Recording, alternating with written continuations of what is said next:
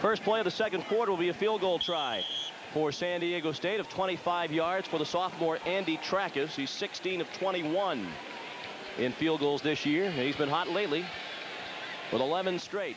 He's a straight-on field goal kicker. Jimmy Ray, the holder. He is not a straight-on field goal kicker. We were told he was, and he lined up as if he was. Well, he's about in between there. Not straight, but not off too far. And his streak is intact. 25-yarder for Andy Trackus. He's also made 14 of his last 16, and Al Luganbill's Aztecs are on the board at 7-3 Miami. When Al Luganbill was an assistant athletic director at San Diego State when he was pressed in to be the head football coach, and Paul Roach was similar out at Wyoming, so you're not safe out here if you're athletic directors because they may make you coaches. Mike and I are pleased to be joined this afternoon by our colleague Neil Lomax. Let's check in with Neil. College games this year, but none of them with the #1 and #2 rated quarterback playing in the same game. You know, there's over 14 NFL scouts in attendance today. We're going to get Bobby Beathard a little later on in the program, but these guys, this is just not the end of their season. This is actually the start of the scouting period. So they played 11 games, yeah, but the bowl games and the all-star games, these guys are being rated every time they step on the field. So this is the big game, but it's just starting for these two young men. Well, Neil, you're right. There's some great all-star games after the bowls. Of course, San Diego State's not going to a bowl, but Miami's going to have Texas in the Cotton Bowl. But your East-West game, your Blue-Green Senior Bowl. Trackus to kick off. Lamar Thomas, or check that, Darrell Spencer with the return. Breaks a tackle, still struggling to reach the 20. And he'll come up short, but not for lack of effort. Darrell Spencer. Erickson throws into coverage, but it's caught by Randall Hill. And he's down at the 35, a gain of 16 and a first down for Miami. San Diego State has run the Chicago Bear defense, which Mike Ditka and his staff made famous at Chicago, and they'll pressure Miami, but they're ranked 98th in the country. They just are very young on defense. They take a lot of chances on defense. So Miami, once they settle down and the emotion wears off a little bit, should be able to move the ball very successfully. To the run with Alex Johnson. He's tripped up behind the line of scrimmage. Ramondo Stallings, backup defensive tackle. Redshirt freshman from Ansonia, Connecticut, made the play. Number 90, the left defensive tackle, just comes off a block. A little late try on him by Leon Searcy, but he makes the play in the backfield. Make it a 2nd and 12. The time of possession, Miami 3 minutes and 2 seconds, and San Diego State had it for 12 minutes. Still Miami's ahead on the one big play to Wesley Carroll. That was a 55-yard touchdown pass from Erickson. It's 7-3. Ooh, what a hit. Wow. Marlon Andrews leveled Lamar Thomas as he crossed over the middle. Pass was overthrown, and that's always dangerous. I'm going to tell you, this isn't much different than we saw a little bit ago. Marlon Andrews, watch this. They're in a 3-deep zone coverage. Lamar Thomas coming down, the ball's over his head. He kind of pulls his arms back, and he hits him in the head, Marlon Andrews. Wow. The Aztecs would like to thank Vincent in the Village Restaurant. Still down. One thing you don't want to do is have your receivers hung out like that where the ball's high, and you could see that Lamar Thomas brought his arms down just before he was hit. For ticket information, call the Aztec Athletic Foundation at 594-6444. As they tend to, Lamar Thomas will take a break. It's 7-3 Miami. ESPN's presentation of CFA football, Miami versus San Diego State, is being brought to you by Infiniti, who invite you to test drive their full line of luxury automobiles. And by Heil Furnaces, the energy savers. What a beautiful day, as usual, here in San Diego. Site of today's game between Miami and San Diego State. I wonder if ESPN would mind if we just stayed here until the Holiday Bowl on December 29th. The good news is Lamar Thomas walked off the field with some assistance, but he did get up and walk off, aided by the trainers. Craig Erickson on 3rd and long, going long for Hill, broken up. Good coverage by Andrews. Al Luganbill says San Diego State is trying to pattern its program after Miami, but he says, quite bluntly, one of the things he does not want to duplicate is some of the nonsense after the plays, barking at the opposition, doing dances after big plays and touchdowns. But Marlon Andrews has taken a page out of that book, perhaps. He's shown to be a pretty good talker. Paul Snyder. Short kick. Ray, the fair catch at the 31. Jimmy Ray calls for the fair catch at the 31. Lamar Thomas now up on his feet on his own, trying to walk it off along the Miami sideline. First and 10 Aztecs. This afternoon's storyline from Jack Murphy Stadium in San Diego. Craig Erickson to this point just 3 of 12, 1 touchdown. He has also been intercepted, but San Diego State failed to convert that turnover into points. And the Aztecs have dominated in time of possession, but they trail 7-3 with the football at their own 31. McGuire throws, caught. Jimmy Ray still on his feet. Ray down the sideline and out of bounds at the 42-yard line of Miami.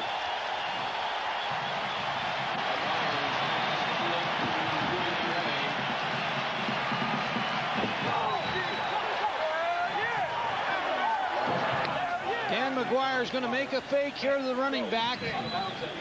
Hits his guard out front on the block. Now he's going to hit Jimmy Ray coming across the middle, number 17. And if you're a defensive football team, if you can't get to that quarterback from the time the ball is snapped in 1.8 seconds to 2.1, he's going to get rid of the football. If he holds it past that time, 2-2, you got a chance to sack him. That was a 27-yard gain. Now it's Patrick Rowe with running room over the middle. Rowe trying to get to the outside, tripped up, but still picked up the first down at the 23-yard line. Miami may have to change this coverage because when they motion to back out, everybody plays inside man coverage. But here you see Patrick Rowe come inside and he splits it. He gets right in underneath Maurice Crum. Maurice Crum kind of lost him. He had it covered right, but he just lost Patrick Rowe. Patrick Rowe leading the nation in receiving yards per game at 129. First and 10. Aztecs on the move. T.C. Wright running behind the block of the tight end Ray Rowe. Goes out of bounds inside the 20. They'll mark him at the 17. Pickup of 6. Herbert James knocked him out. As I said earlier, the longer San Diego can stay in this thing, and all of a sudden on the sidelines they say, hey, we can play with these guys. And the longer they feel that way, they can make this a football game. I was saying earlier, Sean, you need a quarterback. If you can make him hold the ball past 2.2 seconds, then the rush will eventually get to him. But if he can, both Dan McGuire and Craig Erickson are very good at getting rid of the ball before that time from snap. The run again. Wright bounces inside. They'll mark him down at the 16, a gain of only 1. And it's 3rd and 3 upcoming for San Diego State. Well, here's where they bogged down before in this area of the field. In their last 3rd down situation, Dan McGuire was right on the mark the last time at the other end of the field trying to hit Patrick Rowe, so he may try to come back to Patrick Rowe. Brett Nyberg's in the ball game now, so either Nyberg or Jimmy Ray will be people he'll probably look for in this route.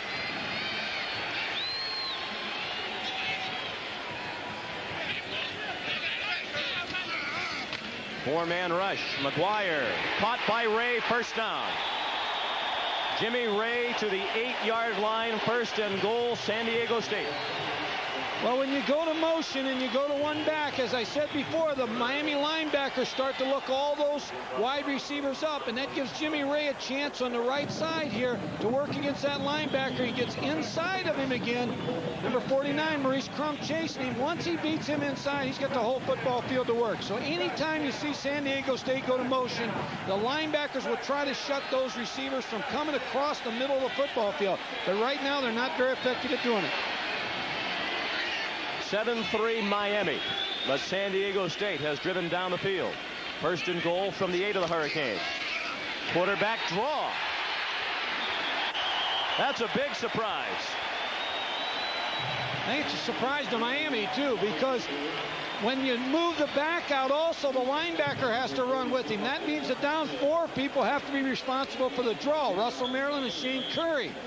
And sometimes, because of the lack of mobility of a 6'8 quarterback, you'll line twist, and here you see Dan McGuire come up inside and make a big gain, and finally tackled from behind by Shane Curry, or he would have scored. 2nd and goal from the 3. Here's where they'll put 2 backs in the backfield, short yardage and goal line offense. McGuire wrapped up, throws it into the end zone, touchdown!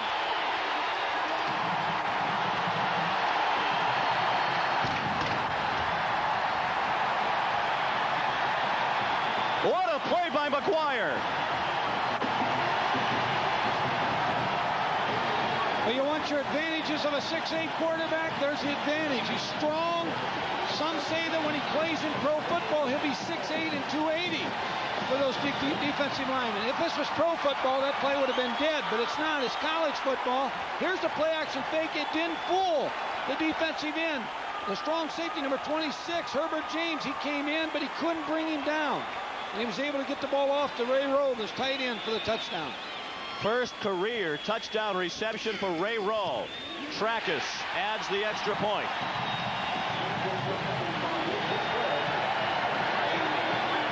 Let's take another look at it right here. Watch Dan McGuire. Here's the cheap fake, but he doesn't fake out Herbert James. Herbert's got him. He just can't bring him down. Dan McGuire had enough presence with his feet to keep moving his feet, get squared up, and throw the ball to Ray Rowe.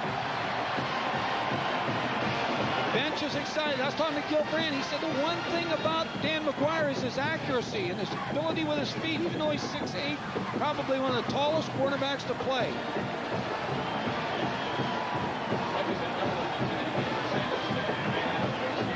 There have been quotes from some NFL player personnel people that his height is a liability, that he's too tall. San Diego State coaches say, how can that be?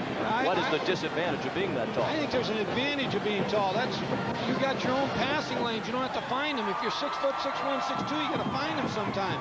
At 6'8", mobility, he's a big target for blitzes. But you saw right there, he was able to overcome that, get his feet set, and throw the ball for the touchdown. And as we mentioned, first touchdown reception of his career for Ray Rowe, the junior from San Diego. They're squirming in Dallas right now in the Cotton Bowl. Texas Longhorns did their part earlier today. They beat A&M. Kevin Williams in trouble. Dodged the hit at the 12 from Cooper and brought it out to the 19. Let's check in with Neil Lomax. Even Coach Al Luganville are wearing a armband, a yellow armband with RDG, Randy Donald Geyer. He's equipment manager here on the team, plus he's on the Marine Reserves here in San Diego. They were just deployed last week to go to the Persian Gulf, so this is really honoring and remembering all the servicemen, not just Randy, but all the guys that are in the Persian Gulf. So quite a remembrance for Randy and the entire guys that are servicing our country. To the run with Steve McGuire. And the inspired Aztec defense throws him for a loss. I think the two people Miami have to go to right now are Wesley Carroll, 81, and the tight end Rob Jasinski. The way they're blitzing and the way they're playing the 46 defense, the tight end will open up, and so will Wesley Carroll on little routes, little out routes. And I think that's something that they've got to go to. Craig Erickson's got to be a little more patient getting them down the field. That was a 2-yard loss for Steve McGuire. San Diego State has a 10-7 lead with 10:08 left in the first half. Erickson, Carroll is open, the pass is overthrown. Robert Griffith was running with him, but Carroll was a couple of steps behind Griffith.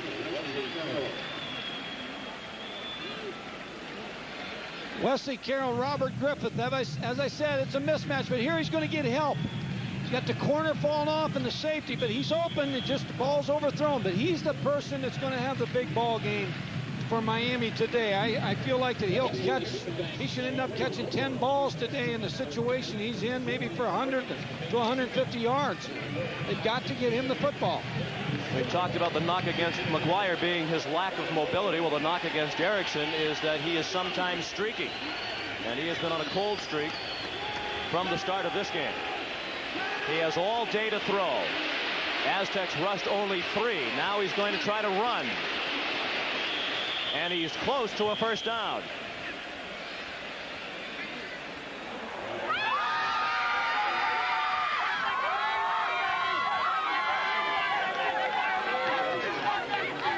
We talked about earlier, the sack usually comes after 2.2 from the snap of the ball, but there's no pressure here because they're all back in coverage. They came with a 3-man rush. Craig Erickson avoided the tackle of the linebacker, Lou Foster, and comes close to picking up the first down on the scramble.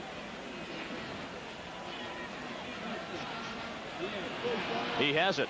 Big play. He was wise not to throw it because he would have threw into heavy coverage. Dennis Erickson's done a nice job here in Miami. This is the Miami situation's unique and started with a lot of coaches, but Howard Snellenberger came in there and did a great job, and then Jimmy Johnson kept it going and put his mark on the program, and now Dennis Erickson. And Sam Jankovic went out and hired Dennis Erickson, and they've had so many good coaches. We'll get into it a little bit later of all the great assistant coaches they've had down there also. First and 10 Miami. The Hurricanes at their own 30, trailing 10-7. Randall Hill can't hang on, and there's the flag. You just wondered when the flag would come out as Marlon Andrews grabbed a hold of Randall Hill. But he had to because Hill was a couple of strides behind him. You're going to see play action by Craig Erickson here on the counter, but watch the receiver running out and up. He'll be wide open here. He runs an out. Craig Erickson on the fake. There's an out and up on the top of your screen. Here's where the receiver comes wide open. He just underthrew it a little bit, and that's where you have the interference. Here's a second look on the interference.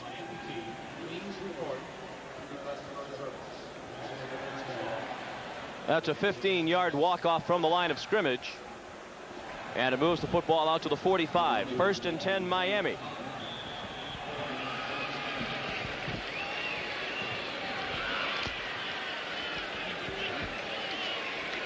Craig Erickson named earlier this week the winner of the Johnny Unitas Award, honoring the top senior quarterback in college football.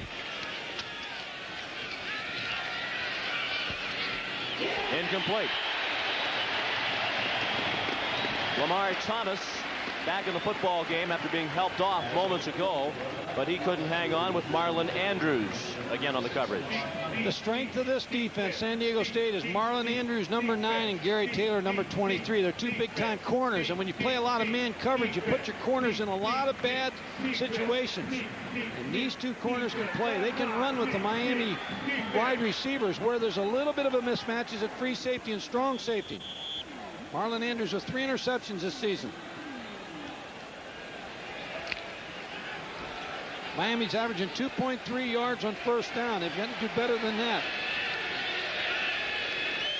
They trail 10-7 with 9:12 left in the second quarter. The blitz. The lob for Hill, incomplete. That play looked doomed from the start as they were a bit confused at the line of scrimmage. What Craig Erickson did on this play is he brought his receiver back in so they max protect. Here you see number 30 come on inside. A late hit, but he wanted a takeoff route, and the receiver broke it outside on an out route and didn't take it on up the football field. And confusing Craig Erickson a little bit on defense right now. Erickson has missed on his last 4 passes in all, and he's 3 for 14 for the game. 3rd and 10 from the 45 of Miami. And whistles stop the play. I think Miami moved.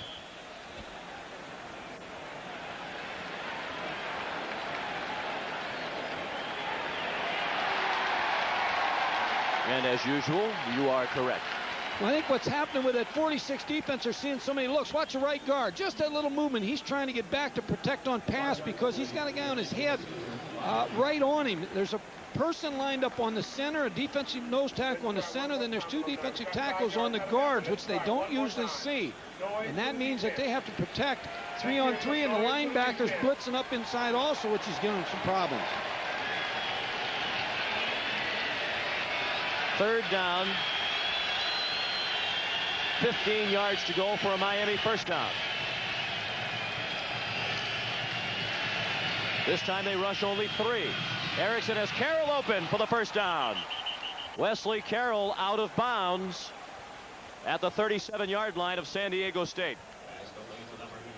As I said, and I'll continue to say throughout the broadcast, Wesley Carroll's the guy with a big hand and a hot hand today because of the coverage against him. Craig Erickson again with a long time to pass, runs the corner route. Tackle finally made by Marlon Andrews. Wesley Carroll out of Cleveland, Ohio, went to Northwest Mississippi Junior College. Bobby Franklin, an excellent coach down there, coached a lot of great players at Northwest Mississippi. Out of Cleveland, John Hay High School, went to junior college for 2 years, then went to Miami. Now a running play, and McGuire throwing for a loss. Busting through was the middle linebacker, Lou Foster. Lou Foster's going to make this play every play because of the front. Watch the middle linebacker, number 43. He sees a counter. He comes right underneath the guards. They don't see him. And he makes the tackle on Steve McGuire. He just snuck underneath there. I'll tell you, those guards and tackles will start looking for him the next time. He won't be able to do that many more times on that counter play.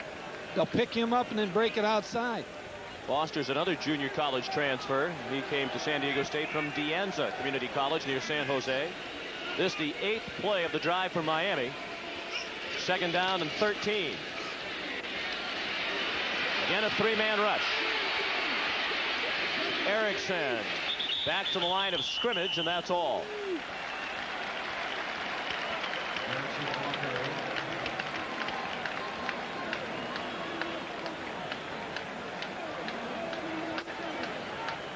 Craig Erickson went to no backs, but watch Wesley Carroll again against Robert Griffith. He's going to go down, run an out route. He's wide open on this play. The snap of the ball. He pushes, pressures off, breaks the outside. He sees open over there. He just doesn't see him. It's too late for him to see him. He starts to scramble, and there's nothing there. 1, 2,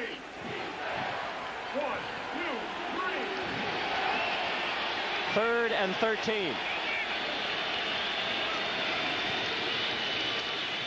Erickson throws, caught. Kevin Williams. First down Miami at the 16-yard line.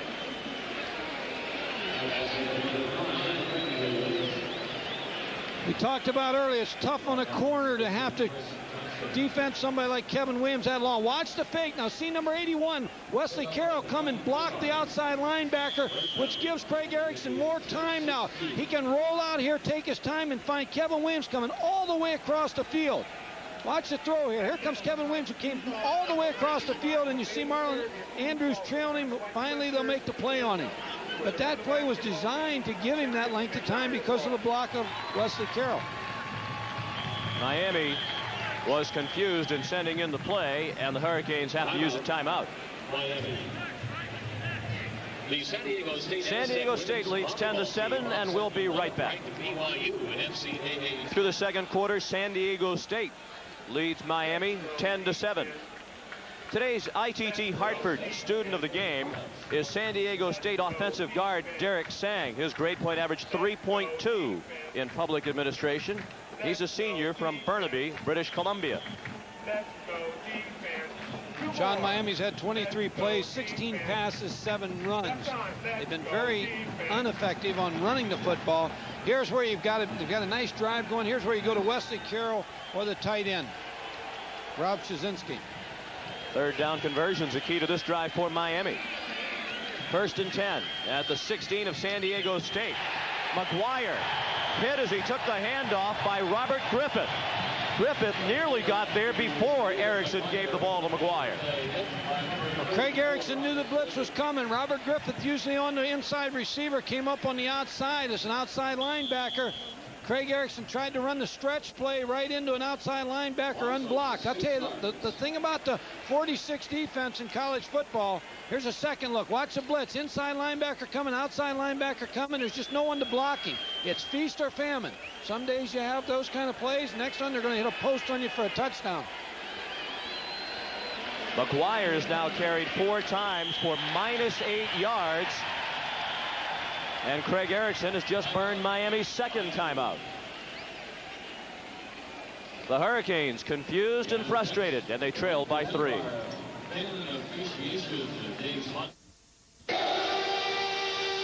So how many cars does Mercedes test crash every year? Oh, I say about 100. You can never learn enough. Ever since we had it patented, we have been improving this concept of the energy-absorbing car body. But other companies use the concept. We have never enforced the patent. So Mercedes gave away a basic safety advance for free? There are some things in life that are too important not to share.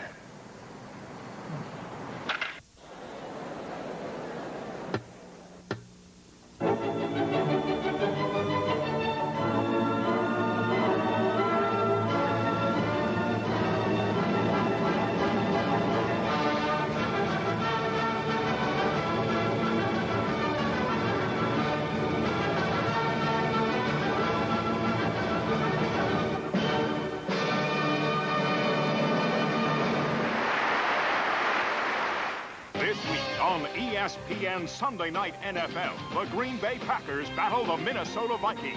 The Green Bay Packers, the Cardiac Pack, a team known for rallying to dramatic victories, strives to keep their playoff hopes alive. The Minnesota Vikings. Herschel Walker leads the charge for this battle in the NFL's black and blue division. The Packers face the Vikings, live at 8 Eastern on ESPN Sunday Night NFL. The Aztecs have a 3-point lead, and here's Neil Lomax. East dropping on Dennis Erickson over there talking to Craig, the quarterback. Just some confusion with the front defensive line. They're doing some unders and some overs. You know, Mike was talking about it. They're playing a lot of man-to-man coverage, but he was still telling Craig, you got to be patient.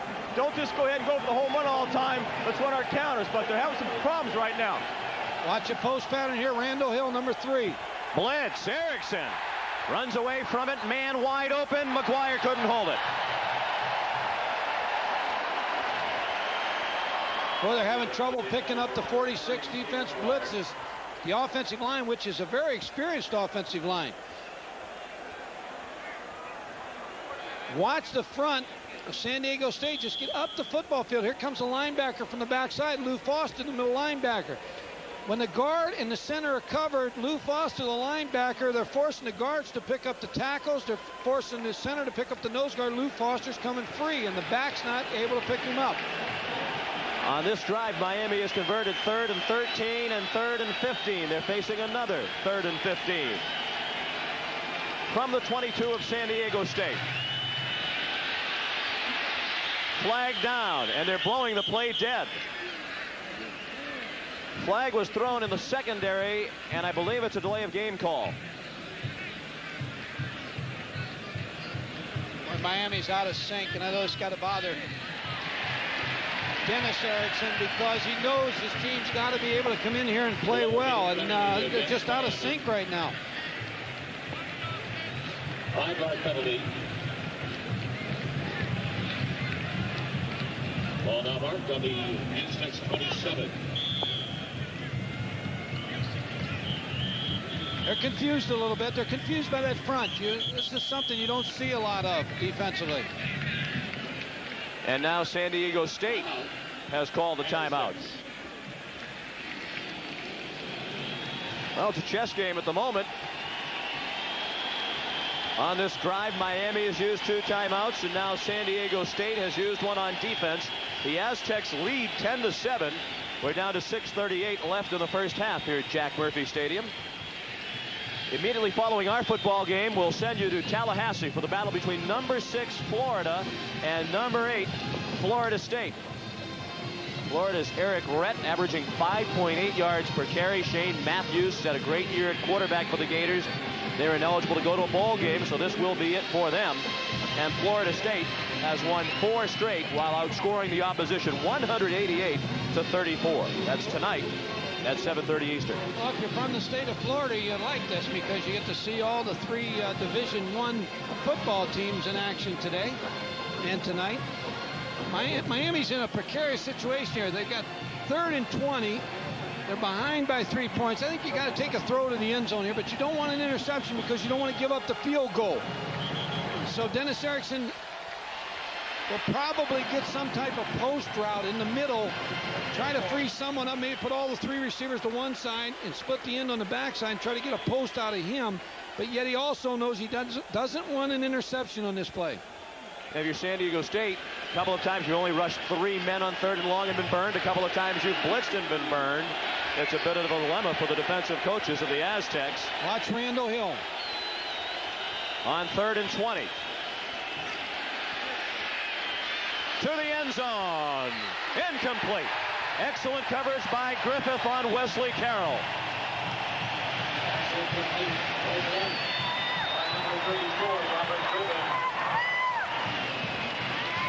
It was a good play call by Dennis Erickson. Watch. Wesley Carroll is going to run an out and now up. The post clears. He's got it beat. He's got Robert Griffith beat. He's just got to wait just a little bit too long. Good coverage by Robert Griffith. He came from behind, made the play. The ball was just a little bit underthrown, and that gave Griffith time to close the ground. Carlos Huerta from 44 yards. It's good.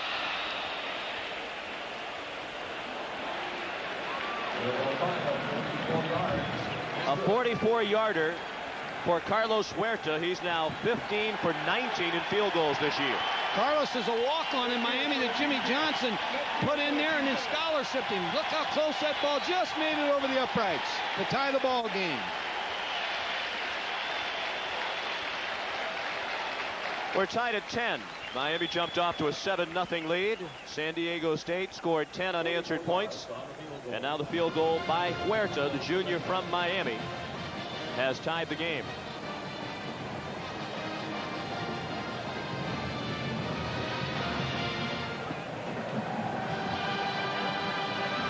Tonight, a special program profiling the winner of college football's most prestigious honor, Junior Achievers. A look back at the 1990 Heisman Trophy race. That comes your way at 11 Eastern Time. The Heisman Trophy winner will be announced in about 90 minutes. And here in the WAC, the league in which San Diego State plays, they're hoping it's Ty Detmer to become that league's first ever Heisman Trophy winner.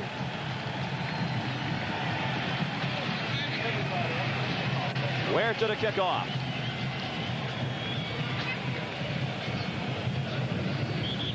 It bounces through the end zone, and the Aztecs will begin at their own 20. 12 plays, 54 yards, 4:25 the time for the Miami scoring drive, capped by the 44-yard field goal by Huerta. If you're San Diego State, Al Luganville, you want to answer that score. And their offense is so wide open that Dan McGuire will open it up, and the same thing they've been doing, trying to keep them off balance. Draw, run outside, throw the football.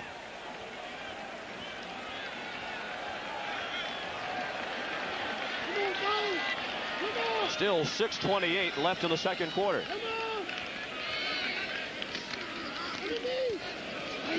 T.C. Wright thrown for a 2-yard loss. Darren Smith, the outside linebacker, and Russell Maryland made the tackle for Miami. Russell Maryland got penetration on that play and made the tackle in the backfield. 1, 2, 3. Pressure has to come from Russell Maryland. 4-man rush from Miami. They're playing a lot of zone in the secondary, a lot of 2-deep coverage where they have their 2 deep backs are on the hash marks.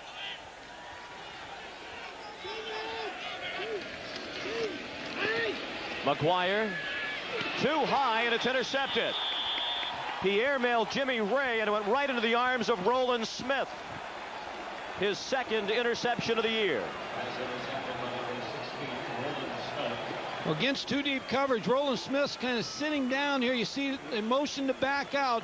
Dan McGuire's just going to overthrow Jimmy Ray right into the hands of Roland Smith. The corner is just sitting right there waiting. Dan McGuire knows he'd like to have that one back. Frustration. There wasn't much pressure on him. He just overthrew the ball. McGuire was in pursuit of Jim McMahon's record for best percentage of attempts as compared to interceptions. He had only thrown 6 interceptions all year. That is his 7th.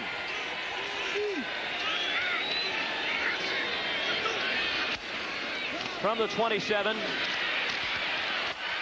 McGuire Down to the 16, a pickup of 11, and a first down for Miami. Boy, Steve McGuire, watch this play. Craig Erickson just gets it off to him.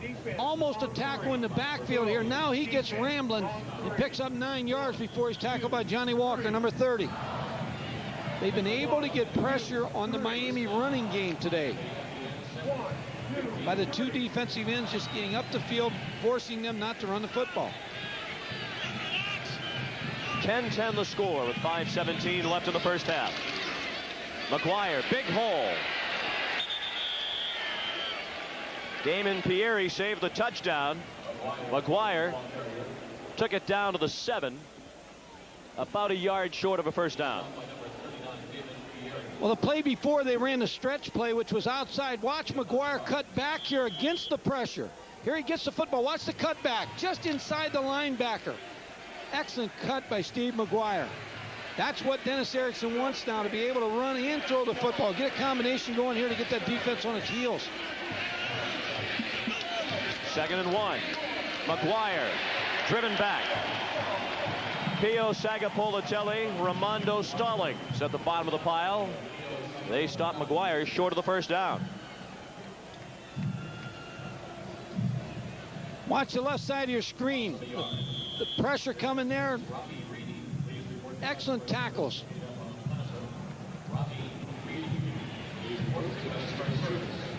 Who made the tackle, Mike? Pio Sagatella. And he did a nice job doing it. Way to go, and so did you. 3rd and 2. Bootleg. Erickson very close to a first down. I think he picked the first down up, Sean. It's going to be close, but a good play fake off the run. Finally was tackled by the safety, Damon Perry. Craig Erickson, the ball carrier. Watch the fake here. Excellent fake by Craig Erickson. Comes out and is just running for the sticks.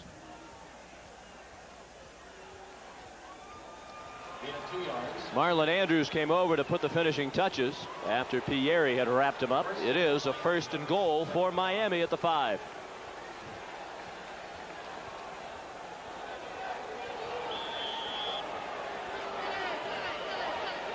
Well, Miami's been good inside the 20. You see 55 chances, 47 scores, and 39 of them been touchdowns. So they haven't been stopped down here very often.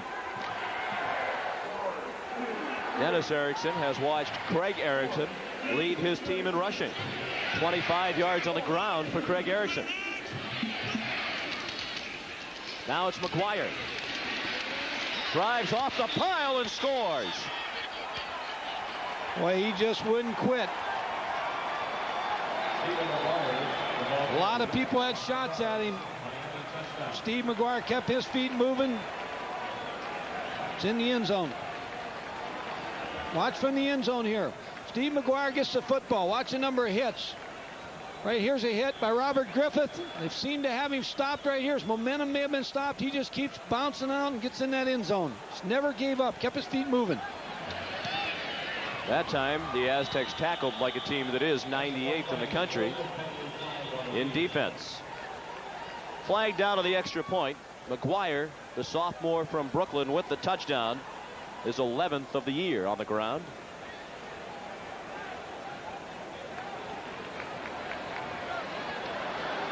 Well, that doesn't make much sense. The penalty was against Miami. Why did he indicate that the extra point was good?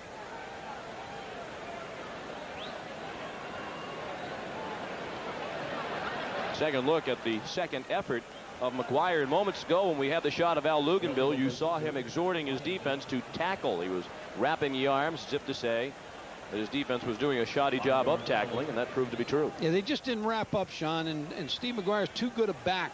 He keeps his feet moving. He's always churning for the extra yard, and if you don't wrap him up and throw him down, he's going to get in the end zone. Indeed, the extra point was not good. And Huerta's streak tested from 5 yards further back. And Carlos drilled it through. That's 140 in a row. Watch Steve McGuire again. Here he gets the ball in the stretch. Now that cut on a dime. Blocks, gets good blocking by his offensive line. Claude Jones led the way. He just keeps going and into the end zone.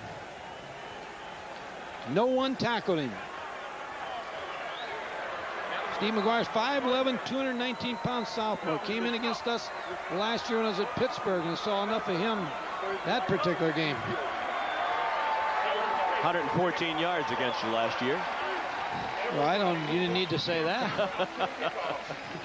What you do need to do is tune into ESPN tomorrow, beginning at noon Eastern for NFL Game Day. They'll get you ready for all of the games action in the NFL.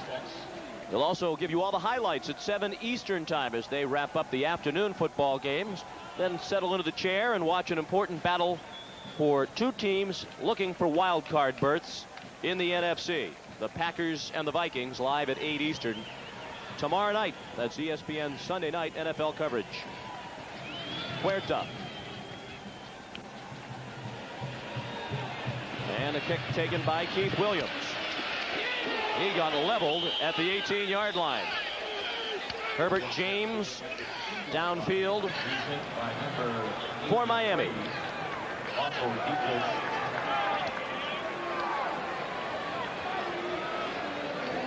Here on the kickoff, he's going to try to get as much yardage as he can get. Well, the tackle just comes a low tackle from the backside. Here's what you see when you return a kick. You see all those white jerseys, you just got to get down. Number 83 at the bottom of the pile, Todd Seipel, who is the son of Larry Seipel, former NFL player with the Miami Dolphins.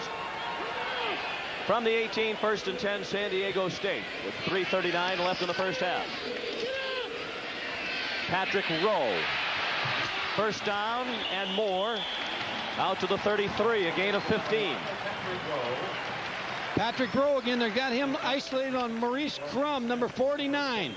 Watch Maurice Crum, linebacker. He's going to try to seal him off inside, but he gets underneath him, and now it's a track meet which he can't win against the very quick Patrick Rowe. Good effort by Maurice Crum at the end, along with Darrell Williams, number 31, to make the tackle. They're trying to keep him from getting across the middle. They're isolating him one-on-one with Patrick Rowe.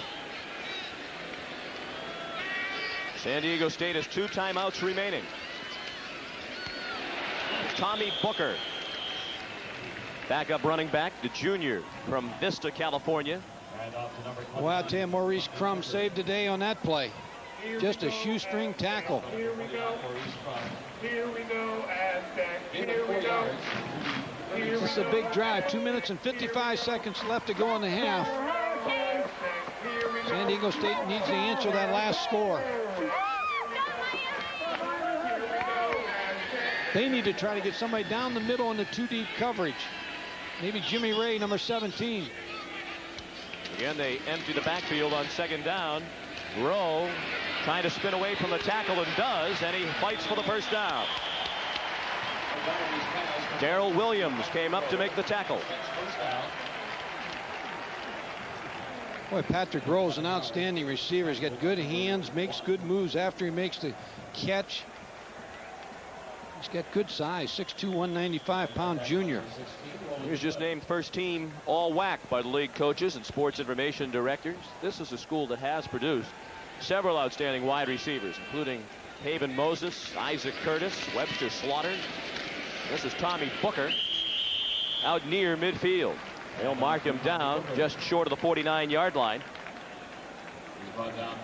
They've had some outstanding coaches here, too, led by Don Coryell. He was 104 wins, 19 losses, and 2 ties here at San Diego State. And the assistants that have been here, like a who's who of the pro football ranks. Joe Gibbs, Jim Haniff, and Rod Dowhauer, Tom Bass, who does the radio now for San Diego State, and many more. Ted Toner, former coach at Southern California. Ernie Zampese, the offensive coordinator of the Rams. And John Madden, another name you can add to the list. They've had some great ones. McGuire in the flat, caught by his roommate, Dennis Airy. He has the first down for the Aztecs. And they will stop the clock momentarily to move the chains. There are some of the gentlemen of whom we were just speaking. Coryell, Tolner, Gibbs, Madden, and Zampese. And Mike mentioned the others. All have coached at San Diego State University. Well, one great thing when you have all these alumni in the NFL, you can go and talk to them, and that's what San Diego State did. Dave Lay, the offensive coordinator, went to see Joe Gibbs and put a lot of a one-back offense in because of his ability to get to Joe Gibbs. Joe wanted to help San Diego State. This time the confusion is on the side of the Aztecs. And McGuire uses San Diego State's second timeout. 17-10 Miami. We'll be right back. The San Diego State women's basketball. Horrible news for Bud Light fans. Quarterback Budway Joe was injured in practice. He's definitely out of Bud Bowl 3. So as a result, prognosticator Danny Sheridan has made Budweiser a 6-point favorite to win their 3rd straight Bud Bowl. Said Sheridan, Bud Light needs a quarterback, and besides, any way you look at it, Budweiser still has the horses. Will Bud Light find a quarterback? Can Budweiser three-peat? For Bud Bowl Update, I'm Chris Berman. It starts with the right attitude.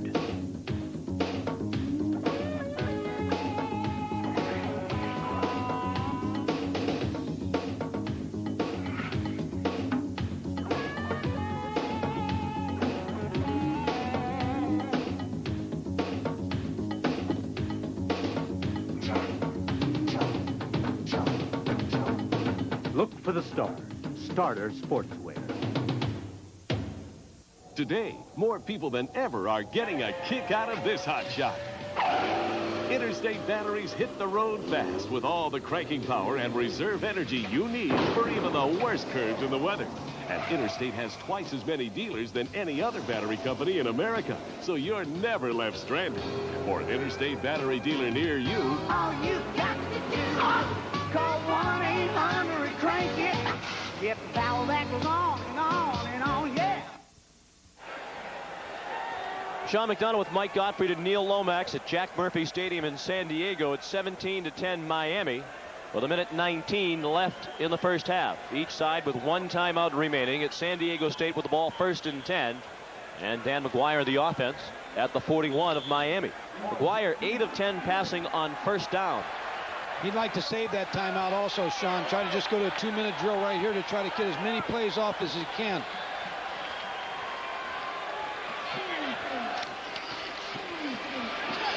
McGuire complete. TC Wright out of the backfield for a short gain to the 36. Maurice Crum tripped him up, and San Diego State goes to the hurry-up. Well, he's probably called 2 plays in the huddle. Now he's just telling him which one he wants on the second one, giving him a signal for what route he wants him to run. Hit as he threw, but it's still complete. Jimmy Ray with the catch, near a first down at the 31-yard line. Well, that'll stop the clocks for the first down to move the chains, which gives him another chance now to make another call. It is a first down. Coming up at halftime, the Rayovac halftime report, including a live interview with Florida State coach Bobby Bowden. You'll see his Seminoles against Florida tonight at 7:30 Eastern on ESPN. McGuire throws it into the ground to stop the clock with 1:03 left, and 2nd and 10 facing the Aztecs at the 31-yard line of Miami. Well, it gives him a little more time now to get into the huddle, make his 2 plays, call his 2 plays, get to the formation he wants, try to save the timeout in case he needs to get his field goal team on the field. So plenty of time for him. 1:03 on the clock. That's a long time for this type of offense. Just wants to be very sound and safe. He wants to come away with points on this drive.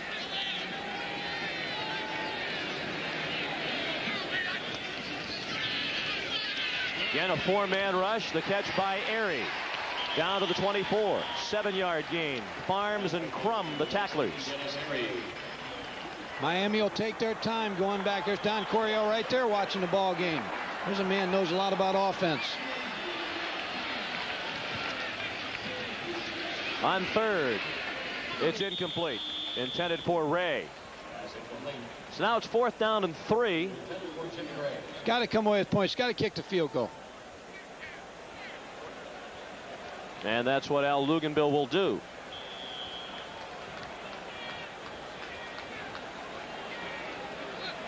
On the count of 3, go, Aztecs.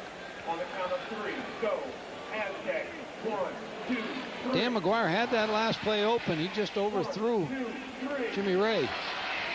Andy Trackus, excellent from this distance. A 43-yarder. Plenty of distance, and right down the middle.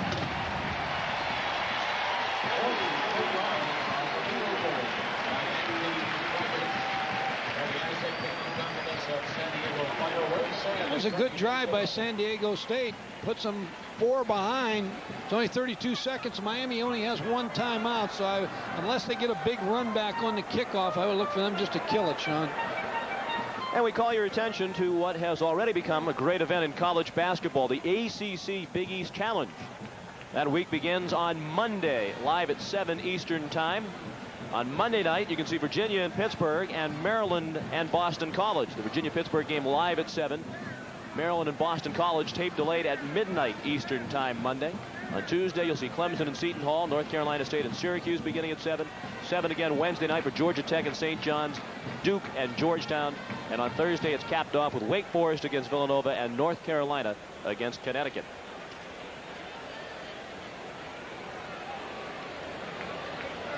Everybody up for the kickoff. That's San Diego State on this game with the speed that Miami has.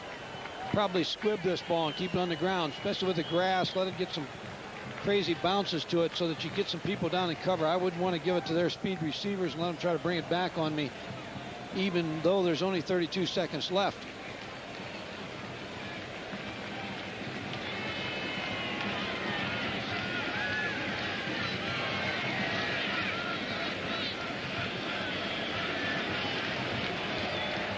Trackus does indeed squib it down the field.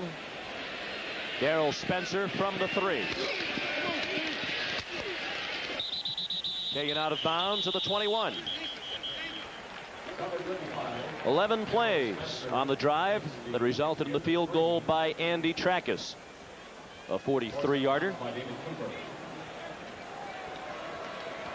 This is a rivalry that will continue on for many years. Coach Luganville told us that these two schools have signed an agreement for 16 years to play each other. They played last year in Miami, and the Hurricanes won that one 42-6. But the coach said his team was really in awe of the Hurricanes and the surroundings of playing in the Orange Bowl. Before they knew it, they were down 21-0. Then they started to play football. But well, you they see felt this year they could play with them from the start. Yeah, you see in this game total yards right now. They're ahead. They've gained more yards. They're going on top right now. For Randall Hill, and he's open. Marlon Andrews takes him out at the 23. Still 19 seconds left in the half. See, the one thing when you play man coverage, you put your corners in those type of situations. Watch Randall Hill against Marlon Andrews, man for man. Jersey a little out and up. He got him stopped, he got him turned, and now he beats him. He's got too much speed. Craig Erickson puts it right on the money. Miami wants points. They don't want to allow San Diego State the luxury and the feeling that they can stay in this ball game. Now he's got time for a couple throws to the end zone and before he tries to settle for a field goal. Erickson wants the end zone. Goes for Carroll, incomplete. Griffith the coverage. Are you surprised they left Hill out there covered one-on-one with 32 seconds left? Yes, I am. I think when you get in that type of situation like that, you're a pressure defense, and that's what you're trying to do. But against Craig Erickson and the speed that Miami has, it's very difficult to keep putting your corners there. You see, he's only has 6 completions out of 21 attempts. He's had an off half for him. He's been a little streaky in the first half. But I guess the biggest concern I have in this ball game is Wesley Carroll versus Robert Griffith. You can't continuously put Robert Griffith with him one-on-one. Play to Hill, covered 56 yards. Erickson throws short. Had to throw under pressure. He was looking again for Randall Hill, who that time was double covered. Dennis Erickson wants so bad to get a score here to try to put a little more comfort in his ball club here before half and try to put them away. He's got 8 seconds. He's got one more chance to throw it to the end zone or run some type of draw to try to catch San Diego State's defense off guard. I'd try to get it to Wesley Carroll.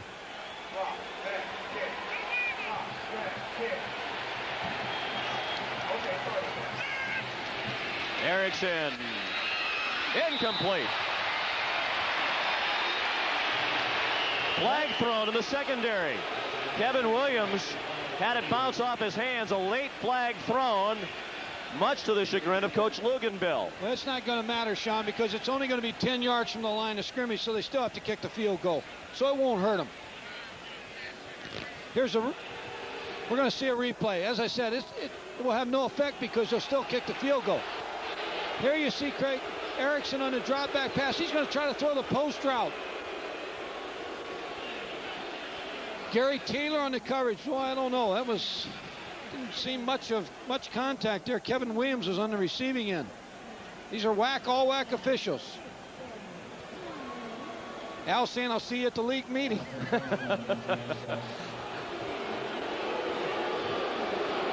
Well, it moves them closer for the field goal. I still think they'd have had a field goal shot where they're at. It's just 10 yards closer. Makes it a 29-yard attempt.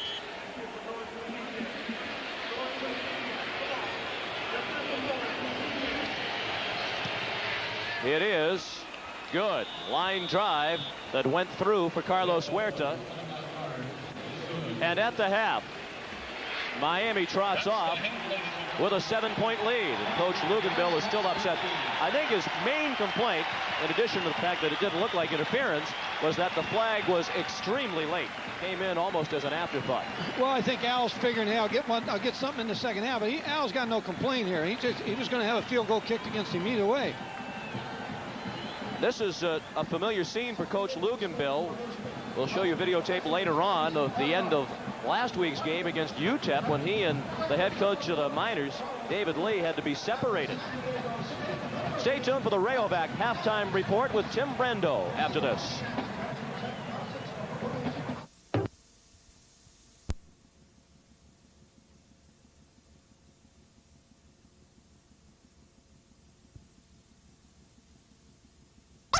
His team will finish third in the WAC this year, and they trail only by 7 at the half against Miami. Coach Luganville upset at the half about the call and perhaps upset that he is not heading for a bowl game. He says 2 teams that finished behind us in the WAC are not going to a bowl game. Well, we've got into that bowl before. We know that situation very well. How about the first half here? We know that the difference between these 2 football games coming into the game was on defense. They are 2 of the best offenses in the country, and we've seen that. But San Diego State, one of the worst defenses in Division 1A. What were they trying to do in that first half? Well, San Diego State is ranked 98th in team defense. Miami's gained 224 yards in this game, and only 111 they got on 2 plays. But watch here, the offensive tackle has to block the end. Guard has to block the tackle. Center has to block the nose man. The guard has to block here. The tackle has to block here. There's no one to block the middle linebacker. This is the 46 defense. And Mike Ditka did so well at Chicago. Now watch the linebacker come free. There's no one to block him. The back didn't check him, and that's why they put so much pressure with the 46 defense on Craig Erickson that they forced him into throwing passes that they're moving and they're not being set to throw. So the 46 defense has really helped them. Down along the sidelines, Neil Lomax with San Diego State coach Al Luganville. Okay, thanks, Sean. Except for a couple big plays defensively, I think you got to be pleased with your defense. Yeah, we made some plays, and they made some. Obviously, they got the capabilities of doing that. We get the ball first. Got to make sure that we don't get greedy. Just take what they give us. It's going to be a football game. Yeah, it looked like you weren't too happy with that official's call on that pass interference, Coach. I think the 2 pass interferences were questionable, but that's their job, and my job's to coach, and I'll worry about it. Okay, good luck second half. Thank you. Back upstairs, Sean. And indeed, Coach Luganville's team will get the ball first as Carlos Huerta will kick off.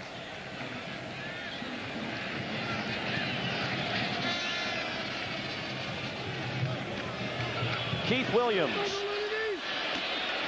finds a seam, gets away from Huerta, and down at the 44-yard line of Miami. What a great way to start the half.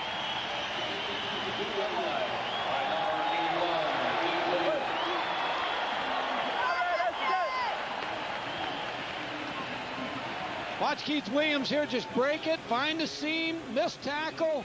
Now it's up to the kicker, Carlos Huerta, but he can't make the play, but he finally is forced out by number 5, Kevin Williams. Great field position to start the game with.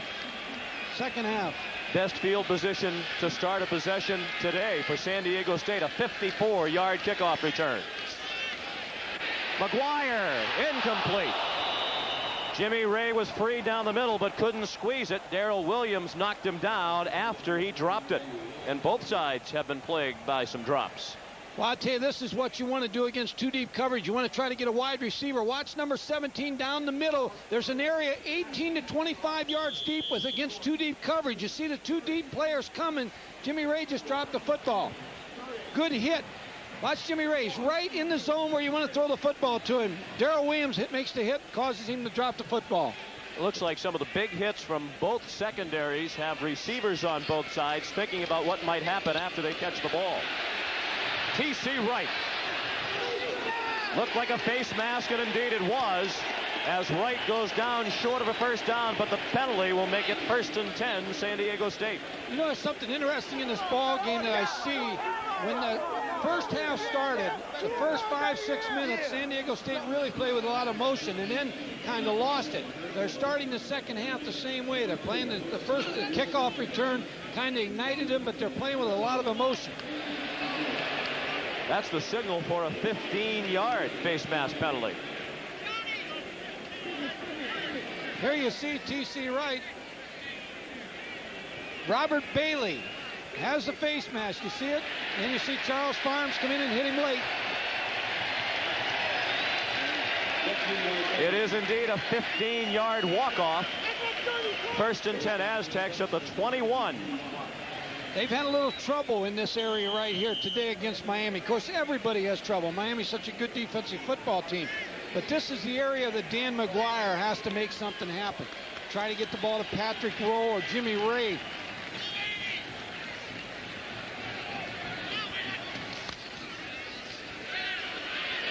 McGuire, all kinds of running room. First down at the 10-yard line. Dan McGuire's proven that he can take off with the football. Here's Russell Maryland and Shane Curry. Russell Maryland coming over a tackle, starts to get up to make the play, but Dan McGuire wisely pulls the ball in, picks up a first down. He told us yesterday he's been jumping rope and running in the sand to try to improve his quickness. Well, he could have jumped rope in Iowa, but he couldn't run the sand, so maybe that's why he came back here. T.C. Wright. Touchdown! What a run!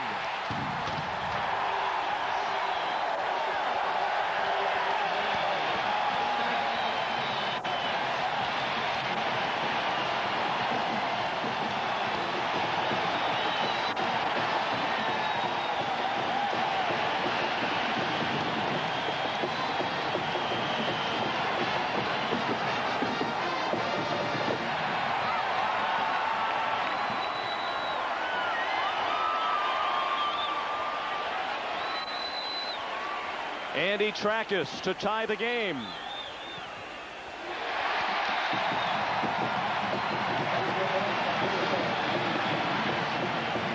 One of the greatest 10-yard touchdown runs you'll see. Ties the game at 20.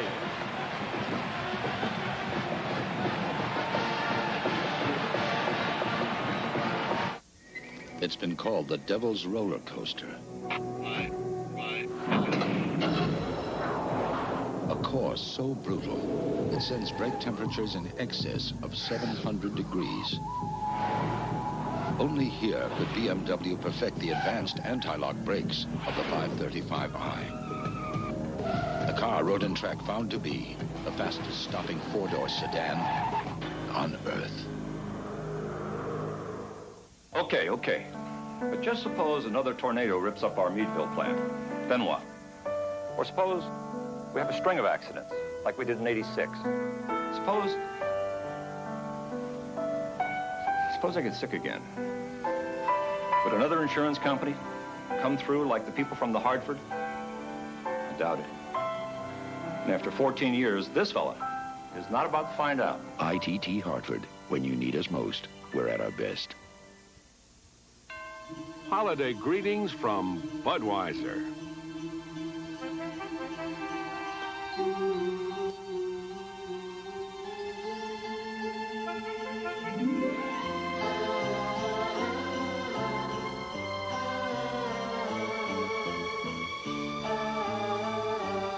The people who bring you Budweiser wish you and yours the very best of everything this holiday season.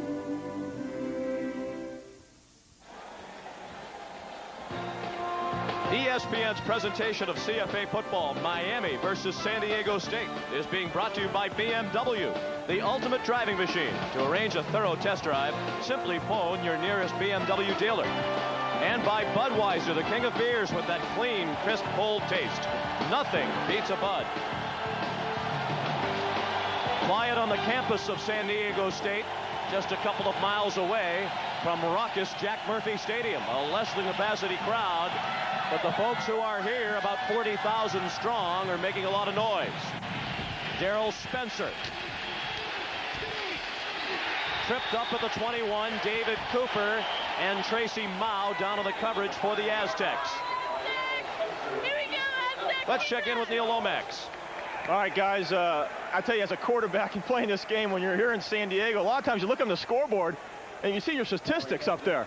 And as Craig Erickson, I know, to tell you the truth, I know how I felt when I look up there, see myself 6 for 22. It doesn't feel too good. I know when he was in the halftime in the locker room, he wants to come out here and improve on those stats. McGuire, he's doing okay, but Craig, he doesn't want to look at that scoreboard upstairs. All 6 of his completions have been to wide receivers. He has not hit his tight end yet. He needs to go to his tight end a few times. Erickson throws to the tight end. Chudzinski. Nice call, Mike. Out to the 27-yard line. Needs to work backside a little bit away from the 3 receiver side to the tight end. You get a one-on-one situation with a tight end in the corner. Miami had a 7-point lead at the half, despite the struggle that Neil Lomax was just mentioning of Craig Erickson. He's thrown for more yards. He got 56 on the one pass to Randall Hill, 55 on the touchdown to Wesley Carroll. 2nd and 4.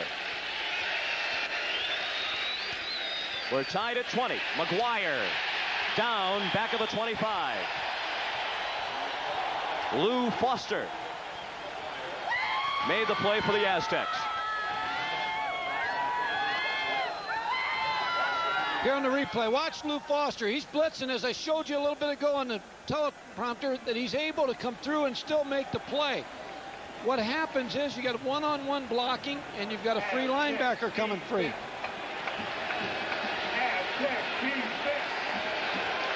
Third and 6 from the 25 of Miami. Show him blitz. They leave McGuire in to pick up the blitz. Wesley Carroll, incomplete. Dennis Erickson, right in the face of the official, who was very hesitant. But the call will stand. An incomplete pass and 4th down. That play was right in front of Coach Erickson. Watch the blitz. They're bringing everybody. Man coverage in the secondary. Let's see how he comes down. Nope, he's out of bounds. Dennis tried to buy one over there. Clearly that Good first call. foot came down out of bounds. Paul Snyder. Jimmy Ray. Flag thrown. Ray brought it back to the 47. A 35-yard punt, a return of 11. But we first need to check out the penalty.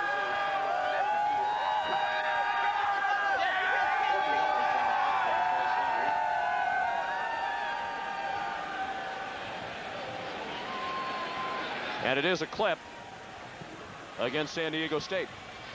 Sean, they're doing a great job, San Diego State, on defense. Here they're ranked 98th in the country. They're blitzing most of the time, but they're confusing Craig Erickson.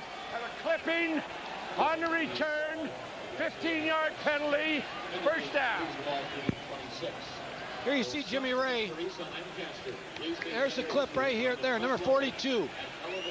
Terrell Steen takes the ball back to about the 26-yard line. But San Diego State with a nice drive on the last drive. Let's see if they try to do the same things.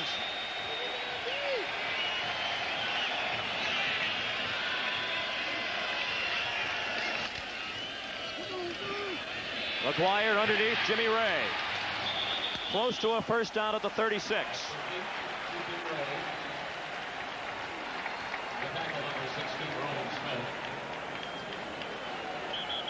Watch Carson Liamidi, number 71. right guard. Watch him block Russell Maryland here. He's 340 pounds. Look at him. Russell can't get through. 6'4", 340-pound freshman. I watched him in practice the other day. His excellent feet. Much of that 340 pounds his hair. Of course, I'm envious. I'll tell you the difference. San Diego State's receivers have great speed and quickness. Miami's having a little bit of trouble in their zone defense against these receivers. There's Carson. His name spelled Carlson, but he prefers not to pronounce the L in his first name. Offensive coordinator Dave Lay says he's never seen a guy that big move his feet as well as Leo Meady does, but how many guys that big has Dave seen, period? I had a tackle at Murray State University, Vernon Broadnax. He was 6'7" and 410 pounds. And he was a good football player. He came in at 320. I told him to go on a diet. I sent him home. He come back 410. Diet didn't work. 2nd and 1. We're tied at 20. For the opening moments of the third quarter. Booker picked up the first down. Russell Maryland got a piece of him to slow him up. Michael Barrow finished him off. San Diego State hasn't drawn well this year. They got a pretty good crowd today, and they've kind of patterned themselves after Miami. They want to be the Miami of the West Coast. And when you look back in Miami's history, in 1980 they averaged 24,000. In 1976 they averaged 17,000. But in 1990 they averaged 62,000. But that is Howard Snellenberger, Lou Saban, coaches Andy Gustafson. They played on Friday nights in the 50s and 60s. Saw the graphic. San Diego State coaches pointed to their ability to run the football as a key to today's game, and they have run the ball more effectively than the other Miami opponents this year. That's Tommy Booker out to the 40 for a gain of 3 on first down. This year San Diego State has averaged 19,000 fans per home game here at the Murph. They are undefeated in the stadium, 6-0. But it really bothers Coach Luganville and particularly the players. Talking with Dan McGuire yesterday, so we play an exciting brand of football. We've had back-to-back winning seasons, and yet we can't come close to filling our own stadium. McGuire thrown down by Anthony Hamlet. Well, Dan McGuire is going to have a little play-action fake here. Watch him. Comes away from center, a little short fake here, but Anthony Hamlet just beats the block of Carson Leomidi. Very tough for Carson Leomidi to get out and block Anthony Hamlet. He just came off the snap. 2, 3. Big 3rd and 17. From the 30. Loss of 10 on the sack. McGuire incomplete. Patrick Rowe, the intended target. Ryan McNeil, a backup cornerback, broke up the play.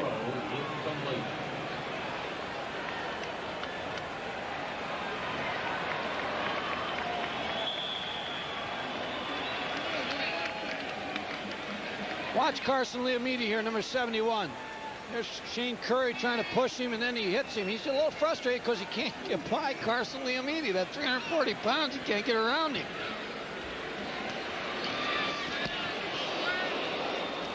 Short kick by Jason Savorn. But again, he gets a favorable roll down to the 35-yard line. A 35-yard punt and no return. We mentioned with Tim Brando at halftime that San Diego State will finish 3rd in the WAC this year with a league record of 5-2. They have 2 teams beneath them in their own conference standings that are going to bowl games, and they are not. Nonetheless, Al Luganville has this program on the right track. Back-to-back winning seasons for the first time since 81 and 82. Well, I think Wyoming's won 9 games. They deserve to go to bowl game. The Air Force they have to deal with the service academies for the Liberty Bowl, and Fisher DeBerry's an outstanding coach, and his program has been established. Now Luganville's got this program heading in the right direction. 20-20 the score. Still 10:35 to play in the third quarter. The completion of Randall Hill to midfield. A 15-yard gain. Marlon Andrews made the tackle. Well, you think of Miami, you think of quarterbacks. And this is another in a long line. And their backup quarterbacks, Gino Torretta, he played quite a bit last year. And they've got a young guy named Brian Forte, who was a highly recruited player out of New Jersey, East Brunswick. So here's the quarterback Vinny Testaverde, Bernie Kosar. You got Craig Erickson up there in third place now. Steve Walsh, Jim Kelly, George Myron. Now, tell you one they forgot. Fran Kersey, the old left-hander. Three-man rush.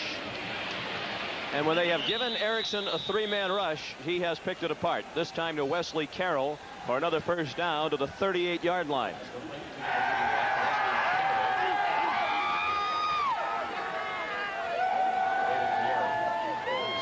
They're going to try to work Wesley Carroll over the middle a little bit more in the second half. I would think that that would be something Dennis Erickson likes with the match of Griffith.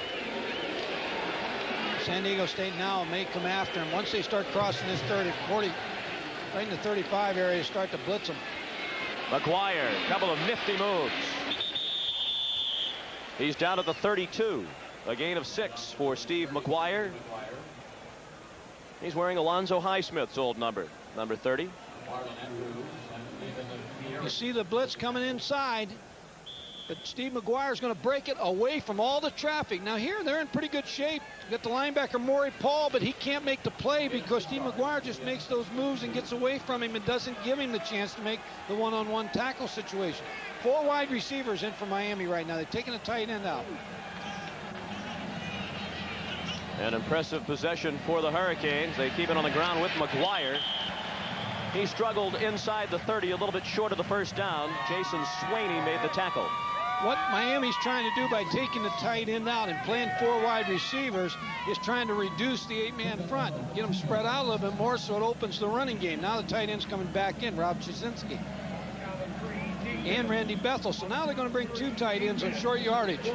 2 tight ends, 2 receivers, 1 back. 1, 2, 3.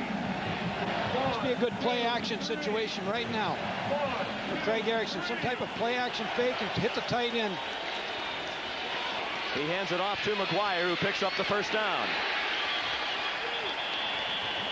He got to the 27, picked up the first down with yardage to spare before he was driven back by Robert Griffith. They're far more effective running the football here in the third quarter than they've been the entire first half. Now they're coming back in with the receivers. You'll see 4 receivers in on this particular play to try to spread them out. No tight end on the field for Miami. 3 receivers up to the top of the screen. 1 receiver down here by himself. Now this 1 receiver one-on-one down here. Lamar Thomas. At the moment, Wesley Carroll is not on the field. Erickson, man open, Thomas. He's down at the 11 with a first down. Gary Taylor made the tackle after a 16-yard gain. Excellent call by Dennis Erickson, because with the 4 wide receivers, you see right here Lamar Thomas. Now you got the back coming in motion. You got a one-on-one situation for the quick post pattern. Now watch it. Watch Craig Erickson wide open. He's got the safety, can't help because he's over the middle because they've got the 3 receivers to one side wide open. Same situation. 7th play of the drive, which began at the Miami 35. Thomas wrapped up and driven back at the 5. Again, it was Gary Taylor who made the play. What they've done on this drive is by taking out the tight end, they've just replaced him with a wide receiver, Lamar Thomas, widened him a little bit. Now you got a receiver in a corner one-on-one on the backside, so you're working the whole way down the field now. Last 2 plays have been to Lamar. Now here's where you spread them out and give them the ball to Steve McGuire. 2nd and 5 from the 6. Alex Johnson's in there now.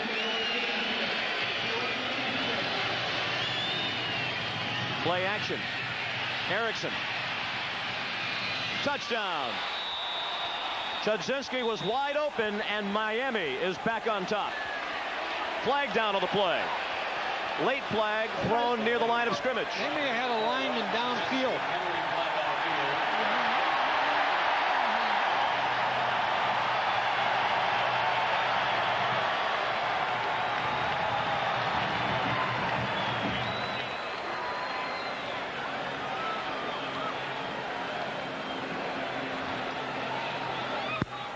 Ineligible downfield on the offense. Repeat second down. When a play takes this long, watch the action by Craig Erickson, the play action. Watch a block by the wide receiver at the top. Now Craig Erickson's outside. Just look for a lineman downfield. Oh, there he goes. Oh, I see him at the top of the screen. He's blocking. They're still throwing. Darren Handy, it looks like, was downfield. He was almost in the end zone. What happens on that, Sean, is when he saw Craig Erickson come out, he thought he was going to run, so he took off to block for him rather than stay back behind the line of scrimmage. That is the first penalty against either offensive unit today. Erickson underneath. Thomas drilled down at the 12-yard line by Robert Griffith.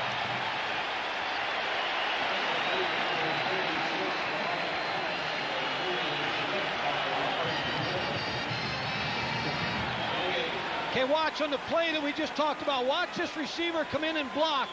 Craig Erickson is going to roll out, and one of the linemen gets downfield. They think he's going to run the football. Let's watch it. Watch Craig Erickson. There's the block. Watch the lineman right here. He's downfield blocking. He thinks Craig Erickson's going to run. 3rd and 10 at the 11. And again, Craig Erickson confused as he came up to the line of scrimmage, and he uses a timeout. We're tied at 20. We'll be right back. What would you say if Pizza Hut served up fully loaded Supreme pizzas for the never-before-low price of just $6.99 each? Oh, baby, that's what I like. It's the Holiday Feast deal. Get up to 5 Supreme pizzas each for just $6.99. Oh, baby, that's what I like. The Supreme Pizza with 6 of your favorite toppings at a price you're really gonna like. So this holiday season, hurry into Pizza Hut for the deal that's got everyone saying, oh, baby, that's what I like. Pizza Hut, making it great. So aggressive, it mastered Germany's treacherous Nürburgring. So spirited, it has 4 valves per cylinder. So serious, it only comes with a stick shift. The BMW 318 is back. With a vengeance. Introducing the BMW 318 IS. For special new lease and finance plans, see your participating BMW dealer. Dick, it's Charlie. I can't read this order. Was it cups or caps? Get back to me. Dick, Vinny says caps. Ralph says cups. Give me a call. Dick, we flipped a coin. I'm sending him cups, okay? Dick, I was thinking... Answering machines have always done a great job of taking messages. Unfortunately, we've yet to find one capable of answering them. Panasonic cellular phones, because sometimes the best answering machine is a person. Dick, we got 500 guys drinking out of their caps. I would like to hear from you. A surprisingly competitive game here in San Diego. 6:07 to play in the 3rd quarter. We're tied at 20. And Miami is looking at 3rd and 10 from the 11 of San Diego State. Watch Lamar Thomas, number 36, at the top of your screen.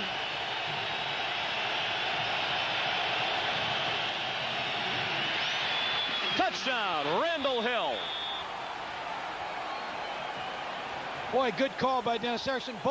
They ran posts on both sides, and he came to the short side of the field and hit Randall Hill against Gary Taylor.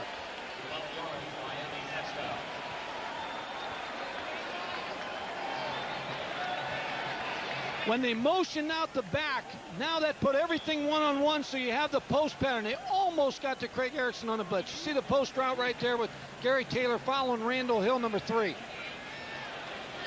Huerta gives Miami a 7-point lead, 27-20 with 6:04 left in the 3rd quarter. Watch Randall Hill right here. He's going to run a post with the back, with no back in their motion. Craig Erickson's going to hit him on the post pattern. Here's the back in motion. Watch the post right here. Watch Craig Erickson look for Randall Hill. Go to field level 32, row 14. Here's a second look. The blitz almost gets to Craig Erickson. The linebacker comes untouched. He just doesn't get there in time, and there's the post. Man coverage and the blitz. Just didn't get there in time. An impressive drive by the Hurricanes. After San Diego drove down the field to tie it at 20, the Canes have reclaimed the lead on the third touchdown reception of the year by Randall Hill, the senior from Miami. That put the finishing touches on a drive of 65 yards. It covered 11 plays, and Erickson was perfect on the drive, 6 for 6 for 59 of those 65 yards.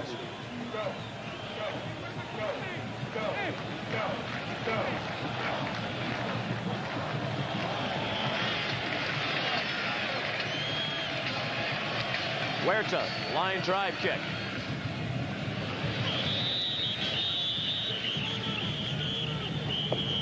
No chance for Keith Williams. 1st and 10 from the 20. We invite you to stay tuned. Coming up next, Florida and Florida State. The 6th ranked Gators against number 8 Florida State, which has won 4 in a row. And some people in Gainesville think the Gators should be number 1. Well, I'm sure they were stunned by the recent NCAA move to allow UNLV to go to the tournament. And all the teams that probably on probation are asking that question now. But tonight will be Florida's bowl game against Florida State.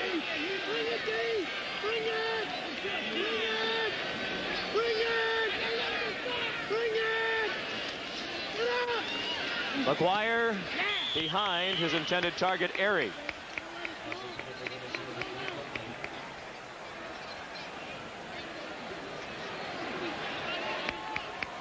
Dan McGuire just threw that just a little bit too low in the last play. An intense Al Luganville. He is approaching Lou Holtz's record for pacing during a game.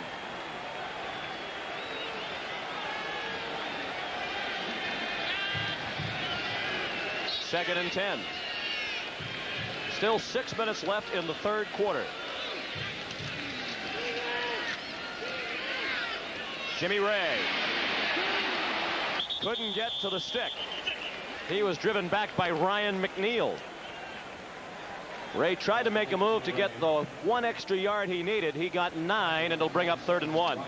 Watch Jimmy Ray just run an out route, number 17 here. The linebacker's trying to keep him from going inside, so he takes it outside. Jimmy Ray's reading that route. If he can get inside, he'll take it inside. Ryan McNeil makes the tackle, number 47. If he gives him the outside, he'll pirouette and take it on outside. That's McGuire's first completion this half. He's now 1 of 4.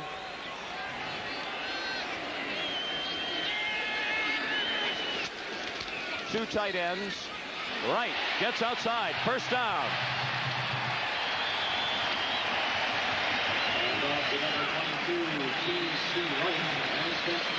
They ran the counter play on short yardage. Carson Liamidi, the 6'4", 340-pound guard. Here you see him pull, block, but the linebacker, Darren Smith, just came underneath and couldn't make the play.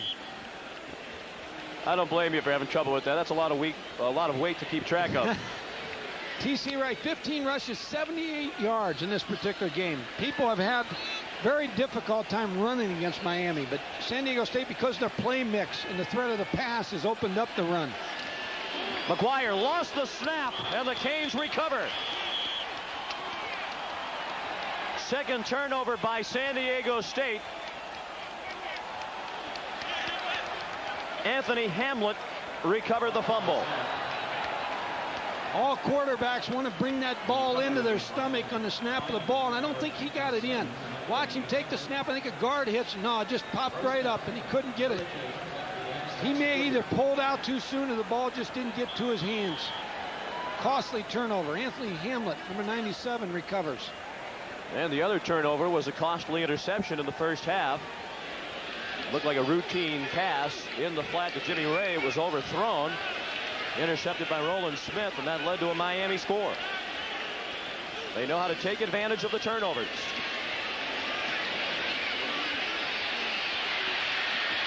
Open is McGuire. He's out of bounds with a first down at the 13-yard line. Damon Pieri knocked him out. Well, when you get that much time, you can find a receiver And Steve McGuire filtered out of the backfield, and he was able to find him, and then he got a good block from Wesley Carroll to give him another first down. That is the first completion to a running back for Miami today. Because of the 8-man front, they have to stand and block. There's a lot of max protection blocking schemes because of the way they're bringing that middle linebacker. So that's why the back hasn't been involved in catching the passes today. First and 10 from the 13. McGuire got to the 11.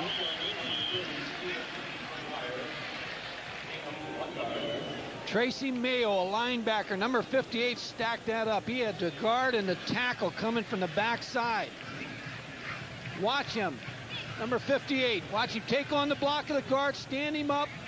Tracy Mayo with a good play, forces the play inside. Outstanding job. He had Christophel 280 and Sullivan 272 coming at him, and he's 6'2", 235 himself, and he held his ground. That is the ankle of Dennis Airy. No, it is not.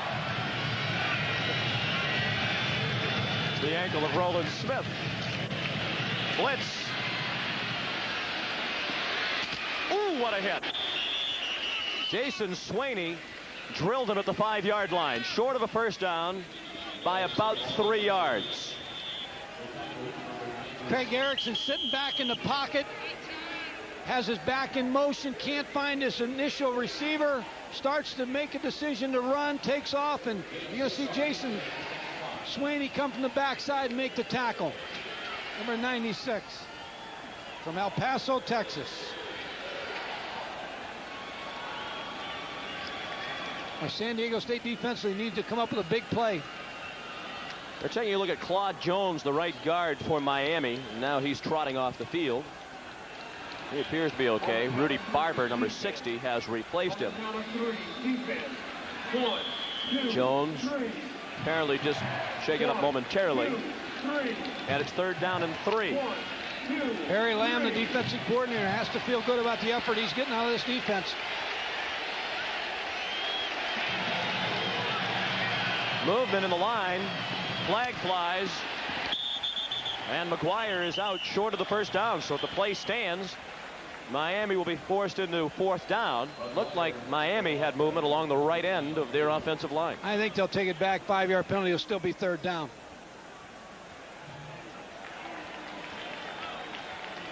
Well, why would you take it when you can set up 4th down and make him kick the field goal? I thought they were going to call legal procedure before the snap of the ball. I see what you mean. Therefore, the play would not have counted. Illegal motion on the offense. Penalty is refused. 4th down. He gets the award for the deepest voice from an official this year. I'm not sure we needed the microphone on Jack Baker today. Just watch the movement. It's a tight end. And I'm not sure why they didn't call that dead before the ball was snapped. But they didn't, and it puts a field goal situation. Huerta, a 22-yarder, is good. The Miami lead is 10 with 3:02 to play in the 3rd quarter. McDonough with Mike Gottfried and Neil Lomax at Jack Murphy Stadium in San Diego. Carlos Huerta's 22-yard field goal has given Miami a 10-point lead. Keith Williams will not run it out. Let's check in with Tim Brando. Sean, the 14 parlay in the Southeastern Conference now has become clear. Alabama beating Auburn today 16-7. So that means this for the Fiesta Bowl. Alabama apparently will accept the bid to go play in Arizona against the Louisville Cardinal. Now, the Mazda Gator Bowl will have the 2nd best record in the Southeastern Conference. Mississippi taking on Michigan. You'll be able to see it here on ESPN on New Year's Day, 11:30 Eastern Time. And the Peach Bowl will have Auburn taking on Indiana. So that's the story in that 14 parlay. Back to Sean and Mike. And it's Miami leading 10 by 10, 30-20, with 3 minutes left in the 3rd quarter. On the ground with Booker. He got to the line of scrimmage, and that's it. Maurice Crum was at the bottom of the pile, along with Mark Ceasar, a backup defensive tackle, who's giving Shane Curry a couple of moments off. Maurice Crum, who's been involved in pass coverage all day Comes up and finally gets a chance to play the run and make the tackle on Tommy Booker. He's been playing in space the whole game because they have him out on the third receiver. Something that he's not used to doing in this. You know, he doesn't see this offense all the time from other opponents that they play on a regular basis. Sees it in practice. McGuire for Rowe, first down. Michael Barrow made the tackle. Rowe picked up the first down at the 35. Boy, I like Patrick Rowe. I think he's going to be a big-time receiver. Watch him, number one. Watch him clear out. The inside receivers clear out. Run pass, and here he comes underneath. Michael Barrow finally gets in and makes the tackle. Michael's out of Homestead, Florida. Had his brother out of Kansas, Carlos Barrow. Was a linebacker for us. See, Miami's up the yardage in the second half. And they've upped the lead. It was 7 points at the half. It's now 10 in the final 2 minutes of the third quarter. McGuire deep. Rowe is open. First down, San Diego State at the 40 of Miami, a 25-yard play. Now here's something you got to be impressed with. Not the chicken, but you're impressed with the strong arm of Dan McGuire. Watch, he's going to throw a fade route, which is very difficult. The receiver sits in the hole of the two deep cover. Look at the strength in throwing this ball to Patrick Rowe. Excellent throw. The pro scouts here just dropped their coffee all over the place watching that, because that's something you like to see in a quarterback. 11 NFL teams are represented here today. Total of 14 scouts, including Joe Mendez, the player personnel director of the New England Patriots. And were the draft to be held today, the Patriots would have the first pick. Well, what's he going to do with it? It's not going to take a quarterback. I think the Patriots are looking to trade that pick for a couple of picks. They need quantity in addition to quality, as their record clearly demonstrates.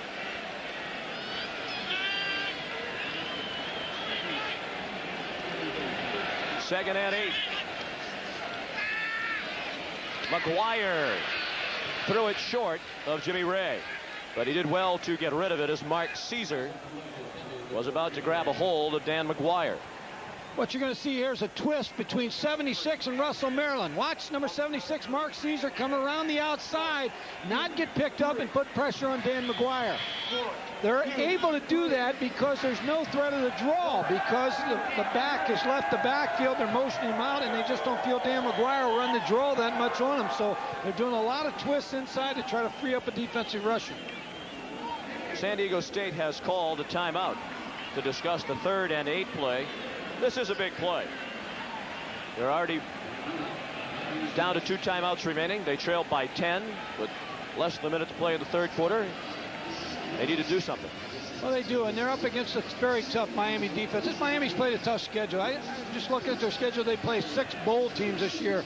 Notre Dame played 7 bowl teams, but a team that has to be reckoned with in the future, and a coach that did an outstanding job this year is Dennis Green of Stanford.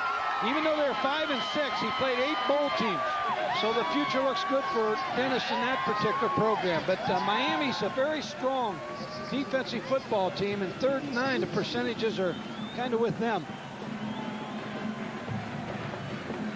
The way Patrick Rowe has become free on the outside, I think they'll either try to bring him underneath or try to hit Jimmy Ray on an out pass.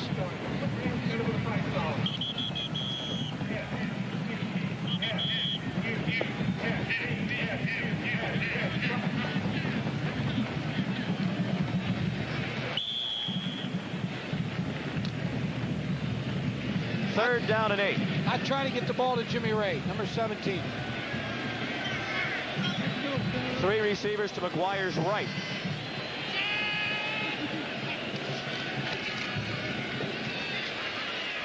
Man open. Airy, first down. Gerald Williams came cutting across, and as the ball was hanging in the air, it looked like he might pick it off, but it just did get to Airy in the nick of time for the Aztecs. They brought both their receivers inside. Jimmy Ray inside Patrick Rowe, and brought Dennis Airy on a corner route. Dan McGuire just puts the air underneath the ball, and it just gets there in time. Gerald Williams almost was able to make the play. Big first down. Area first team all-WAC selection this year. by the league coaches. On the run, and the run goes in reverse right, driven down by Rusty Medeiros, the redshirt freshman from Ozark, Missouri. Defensive coordinator Sonny Lubick says he gets better every day. When you run the counter, watch the top of your screen. Nobody blocks him. He just came right off the corner. The center is the one that has to go back to block him. He has to go a long way, and they widened Rusty Medeiros on that play, and that took the counter away. And the Aztecs will let time run out in the third quarter. Miami 30, San Diego State 20 with 15 minutes to play at Jack Murphy Stadium in San Diego. The ball belongs to the Aztecs. 2nd and 15 at the 25 of Miami. San Diego State trails by 10.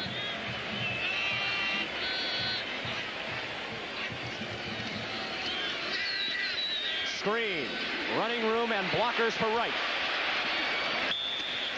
That play looked more promising than the end result. He made it only to the 25 for a gain of 5. It was open, Sean, you're right. Watch the screen, but watch the great foot speed of Miami's defense. Here Dan McGuire brings the ball back, gets his drop step. Now it looks like it's going to be a big play. Watch the Miami defenders, because their quickness all converge on the play and make it a good stop for the Miami defense. Darren Smith, 45, finally made the tackle. And Maurice Crum, number 49.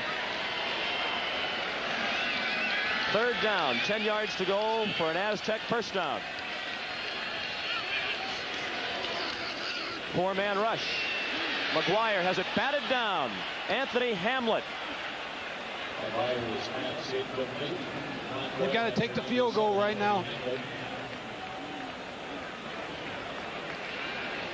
Anthony Hamlet got his hands in the way and was able to deflect the ball to force San Diego State into a field goal. Dave Lay, the gentleman talking to Al Luganbill. Lay is the offensive coordinator. 38-yard field goal try for Andy Trackus. He's been perfect today. There's short men on the field right now. And keep that in mind as they have to burn another timeout. Tony Nichols was late coming onto the field. Here's Tim Brando. Gentlemen, all of the precincts are now reporting. At the Downtown Athletic Club in New York, the Heisman Trophy has been awarded. And as we had expected, it did go to Ty Detmer. The numbers on the voting we're still waiting on, but there are the numbers that are worthy of a Heisman Trophy winner. The completions, as to the attempts, the yardage, he'll probably go over the 5,000-yard mark against Hawaii tonight. Those are the numbers with one game remaining in the season. Of course, the Holiday Bowl, the WAC champion BYU will be there to entertain Texas A&M right there in Jack Murphy Stadium. Gentlemen, you'll get your look at the Heisman Trophy winner right here on ESPN. Sean Moore and Sean McDonough and Mike Gottfried will have the call in that ball game. I know you're looking forward to it, gentlemen. Yes, we are, Tom.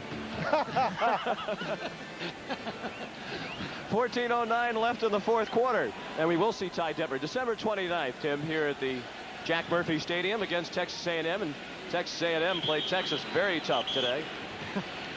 He's going to run into a good defense in Texas A&M, but he's a very deserving winner, as would have been Rocket Ishmael, Sean Moore, any of the candidates. They're all good candidates this year. 38-yard field goal attempt to cut the lead to 7.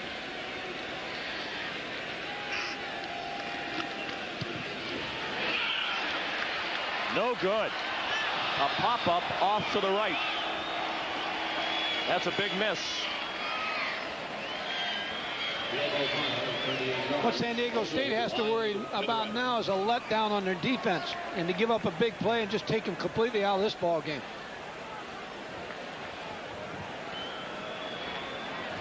The storyline. Erickson in the second half, 8 of 9 after a miserable first half. Miami starting to solve this 46 defense from San Diego State, and they've taken advantage of the 2 turnovers, the McGuire interception and the McGuire fumble, for the 10 points that are the difference in the game at this moment. Erickson to the near side over the head of Alex Johnson. Tracus had made 13 straight field goals before that miss.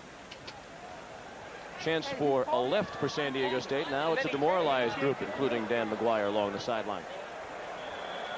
Right, or bring him inside. They have to, again, hope that their defense doesn't allow something big. They can't afford a long drive because of the clock, the fourth quarter. But this is where you're most vulnerable. You come to miss a field goal and your team comes out a little flat. Exactly 14 minutes to play.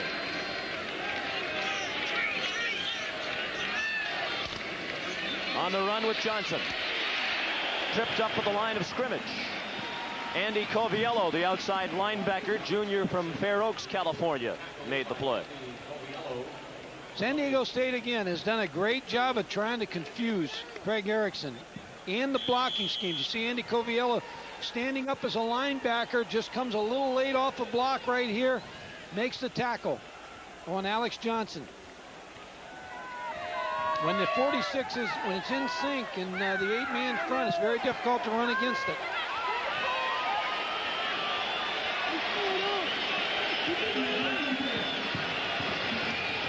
Blitz, Erickson, down back at the 14. Chris Johnson came on the safety blitz. It's the first time Erickson has been sacked today.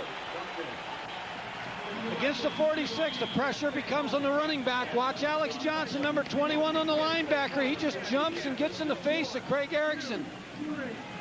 They're going to have to move Alex Johnson up a little bit in definite passing situations to try to block the linebacker.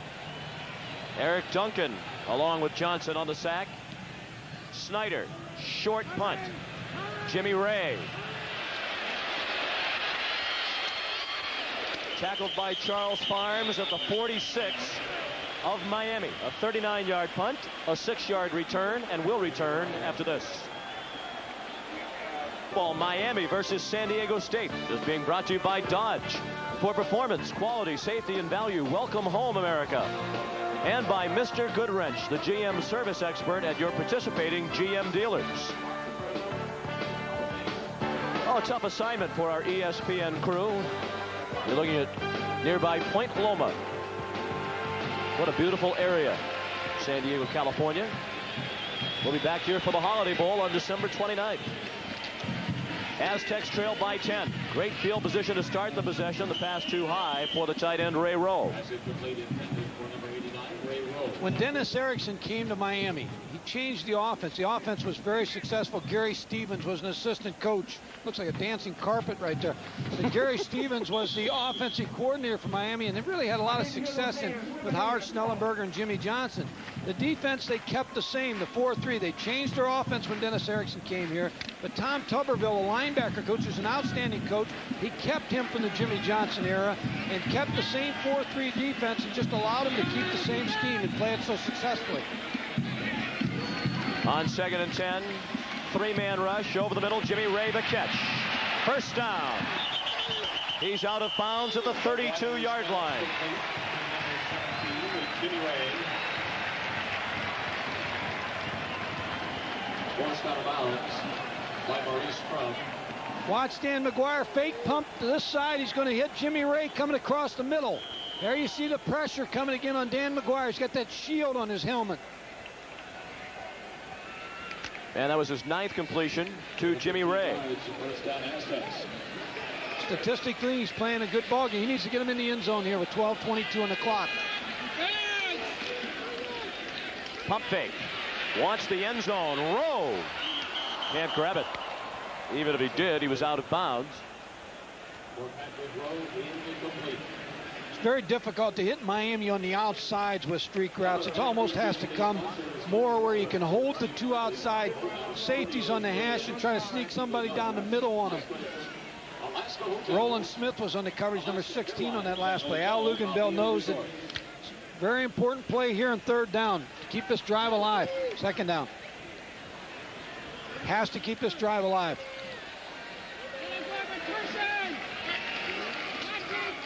Draw play. Booker. Ryan McNeil had the first contact with Booker. Michael Barrow came over to help on the tackle.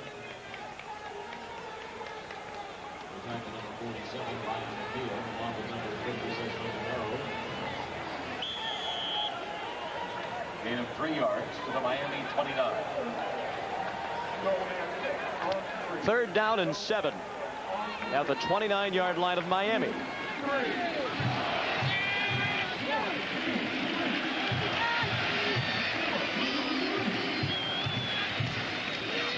Blitz. And the pass is short. Ray was open, but McGuire came up short, and again Andy Trackus will come on. Just ran an option route on that play with Jimmy Ray just having the ability to either sit down if it's zone coverage or man coverage to break outside or inside, but the ball was tipped. Now Andy Trackus gets another chance. This a 47-yard try. His longest field goal this year, 50. He missed badly moments ago.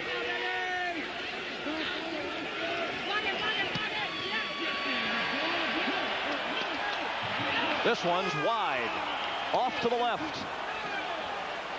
Darren Smith bothered him a little bit. He came inside the block of the wingback and almost blocked this kick.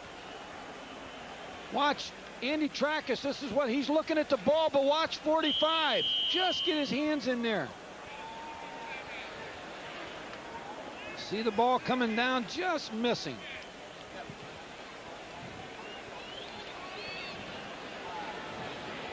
Still a 10-point lead for Miami. Still a lot of time for San Diego State, Sean. You wonder how deflating are the 2 missed field goals for the Aztecs. Play action pass. Complete to the backup tight end, Randy Bethel. He's out to the 38-yard line, about 1.5 yards short of a first down. First catch today for Bethel. Watch again the stunning when you got these people coming. Watch the linebacker come inside. They're going to bring the tight end across. Again, it's man coverage. Watch Craig Erickson back and then move off to the left side here. They seal off all the pressure. Here comes the tight end across. There he's open. Randy Bethel makes the catch. Picks up good yardage. Officially a gain of 9, 2nd and 1. This time they do give it to McGuire. And he's down for a loss back to the 36. Chris Johnson, the primary tackler. Andy Coviello also in on the stop. They're able again with the stunning up inside of trying to shut off this counter play. The counter takes a little bit too long against the blitzing middle linebacker.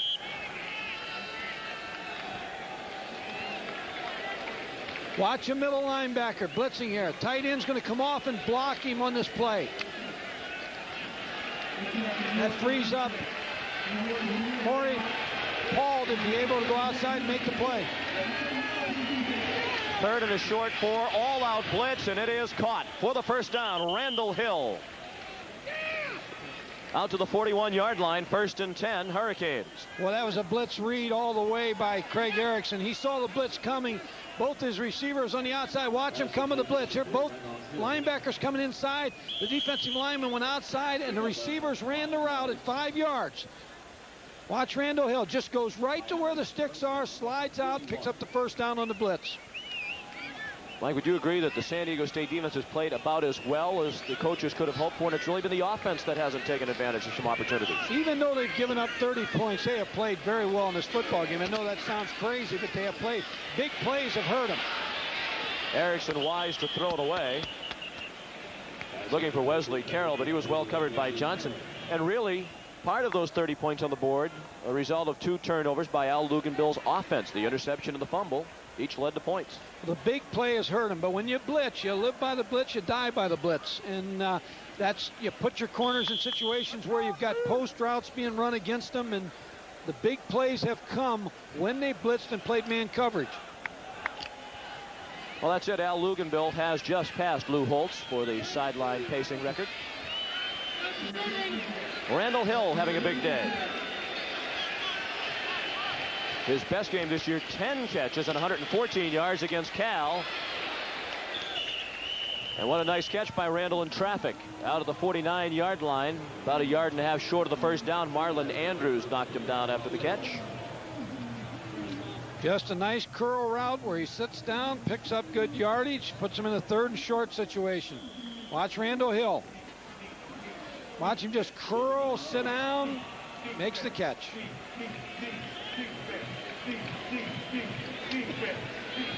Well, it's getting toward must-stop time for the Aztec defense with 9:15 of the clock running to play in the football game. San Diego State trails by 10. 3rd and a long one with 2 seconds left on the play clock. Craig Erickson uses a timeout.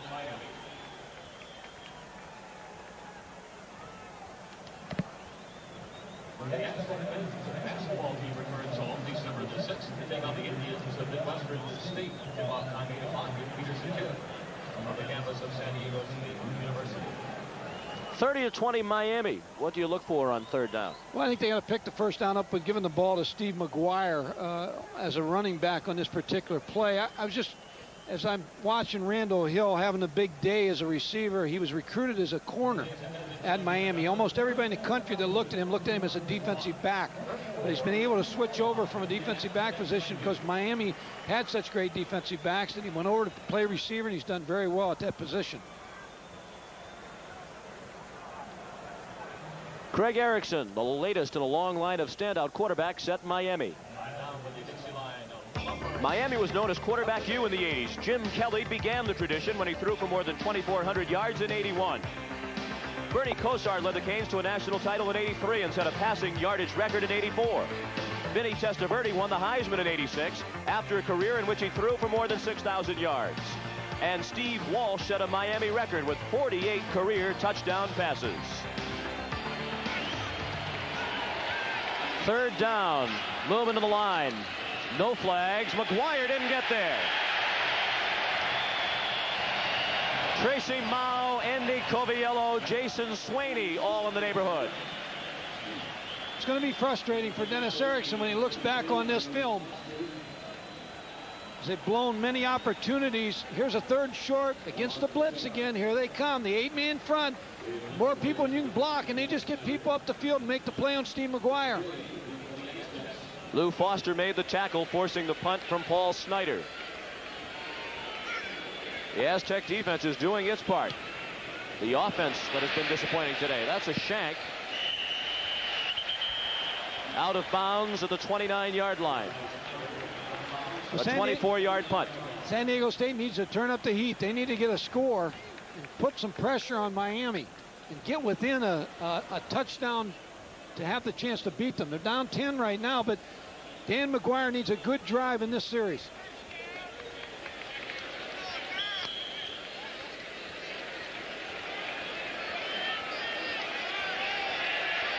$8:26 to play. Miami 30, San Diego State 20.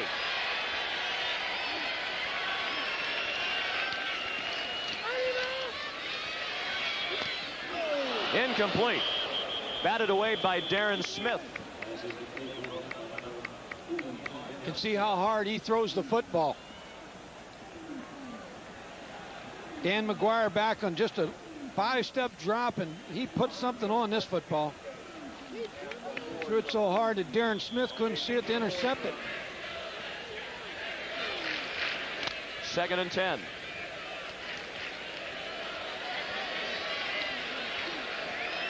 For the most part, McGuire is thrown underneath today. He needs that last 30-plus to get them back in this game. Blitz. McGuire to Airy. He could not avoid Darrell Williams. Gain on the play out to the 35 of 6 yards. It'll bring up 3rd and 4. When you play a passing team and they use 3 receivers and a tight end and 1 running back, you know you're going to give some yardage up. But what you have to be able to do is trade good tackles like you see Darrell Williams make on that play. They make the 3 or 4 yard reception, and you make them pay for it. 7:45 to play. 3rd down and 4. Again they blitz. McGuire caught. 1st down. Keith Williams the catch. Darrell Williams, the tackle. They needed the 39, and Keith Williams reached the 40. He's a redshirt freshman. Well, he's the third receiver, the extra receiver that they bring in. Here you see Dan McGuire on the out pass. Gets good velocity on that football, gets a good reception out of Keith Williams. Darrell Williams, number 31, makes a tackle. Strong arm.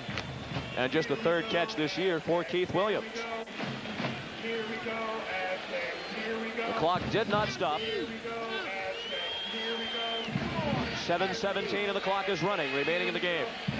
Miami leads by 10. On the ground with T.C. Wright. What a move to get away from Williams. First down to the Miami 36.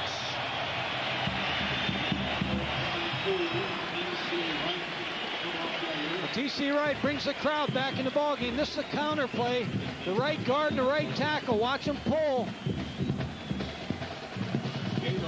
Here comes the guard pulling. He'll trap, block the defensive corner. Good move by T.C. Wright. He gets up the football field. The thing that's interesting about Dan McGuire, he really hasn't played that much football. He transferred from Iowa. He had to sit out of spring. Last year was actually his first year in college football. So he's really only had 2 years that he's played a lot of football. He's going to get better. Pump fake. He's looking deep for Rowe. Incomplete. Had his hands on it and couldn't squeeze it.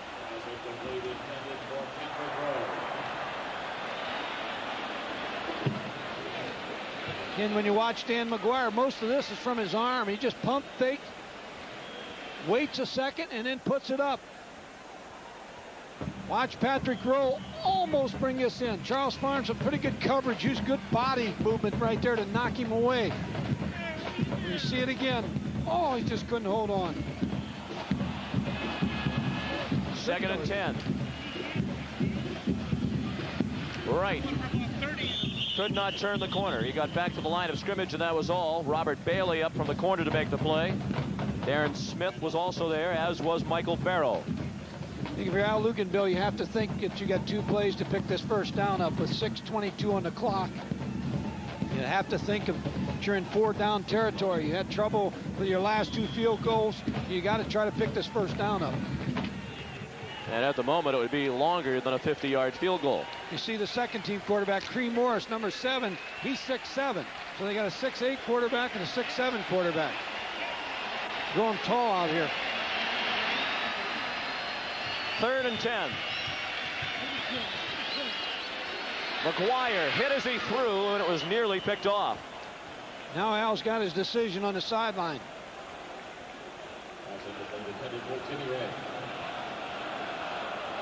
He's going to try a field goal. Well, Trackus can kick it from this distance. His 47-yard attempt that was wide had plenty to spare moments ago. And you have to wonder about his confidence when he's missed 2 in a row, and this would be a 54-yard try, which would be a career long. They're going to take a timeout and talk about it.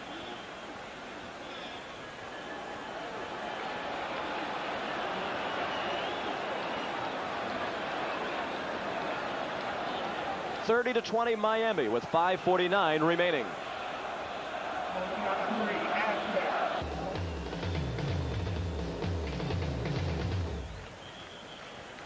Thirty to 20 Miami, and after the timeout, Al Luganbill has decided to stay with his decision to kick the field goal. I guess he feels a 54-yard field goal is a higher percentage play than picking up a 3rd and 10. Well, he knows he's missed 2 in a row, so he's counting on him to hit this one to put him within a distance where they can win the football game. That's his whole decision.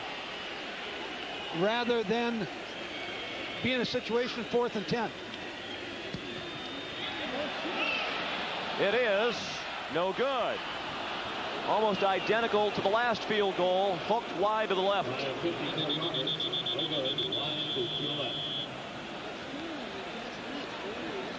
Let's check in with Neil Lomax. Craig Erickson and the potent offense of Miami, and obviously Dan McGuire and the potent offense of San Diego. But actually, the defense of San Diego has been playing really good. Coach Al Luganville was down here just really praising the defense for keeping them in this football game. You know, I've been noticing, Mike and Sean, Dan's having a hard time of really looking off the safeties. I can't really see his eyes from here because of that black shield. But Miami's playing so much cover, too. He's got to be able to look those safeties off, be able to have a big play, and he's not doing that. He's having a hard time just finding his receivers underneath. So he's got to be able to look those safeties off. That's how you complete those balls against that cover, too. Back upstairs. Well, Sean, what I agree with Neil. What he's got, there's an area, as I said before, 18 to 25 yards deep where you try to hit on cover 2 right down the middle. And it's easier because you got the 3 receivers of getting a free release by the 3rd receiver on the inside. But Miami's defense reacts to the ball so well. You saw Darrell Williams being helped off the field. 1st and 10 Miami from the 36. Andy Trackus, who had made 13 straight field goals, has now missed 3 in a row. Erickson going deep, incomplete, looking for Lamar Thomas, but Taylor and Pieri were running stride for stride with Lamar. Life of a place kicker. It's a lonely one. When you miss it, they come off. Nobody wants to talk to them. When they make it, everyone want to jump on them and everything else. But I agree with you. I think with this offense, with McGuire, with the receivers, 3rd and 10 is a better percentage than trying the field goal. Or 4th and 10, pardon me. There's Craig Erickson's passing distance also. You see that he's had some big plays today. He's been able to hit better percentages on his big plays than Dan McGuire has. They're throwing again with a 10-point lead for Randall Hill. Incomplete. Good coverage by Marlon Andrews. This is not a strong San Diego State defensive team, but they played pretty well today. And coming in, the coaches said the cornerbacks, Andrews and Taylor, were the strength of the defense, and that's proven to be true. New hairdo.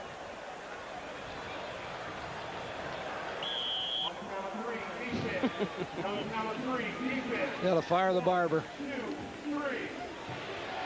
What about 2 passes when you're ahead by 10 with 5:27? Well, they're having a difficult time running the football. I think and it's the right strategy because they are a pass offensive team, and San Diego State has taken the running game away from them with the 8-man front. They dump it underneath, incomplete. Well, that's a great sequence for San Diego State. Very little time comes off the clock as Erickson throws 3 incompletions, and the Aztecs will get it right back, but still 5:24 remaining.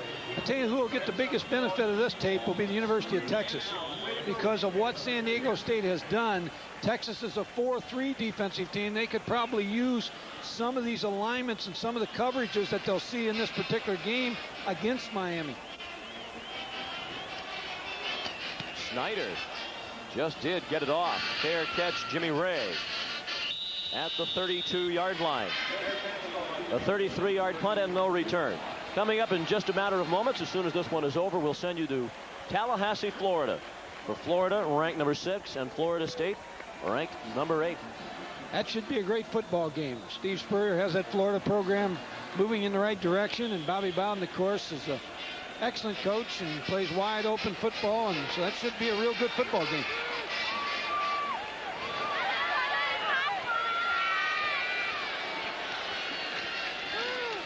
Running play, T.C. Wright. Tough run. He battled for the extra couple of yards out to the 37. He picked up 5. T.C.'s real name is Torrey Lee. You wonder how you get T.C. out of that. Well, that comes from his nickname of Top Cat as a child.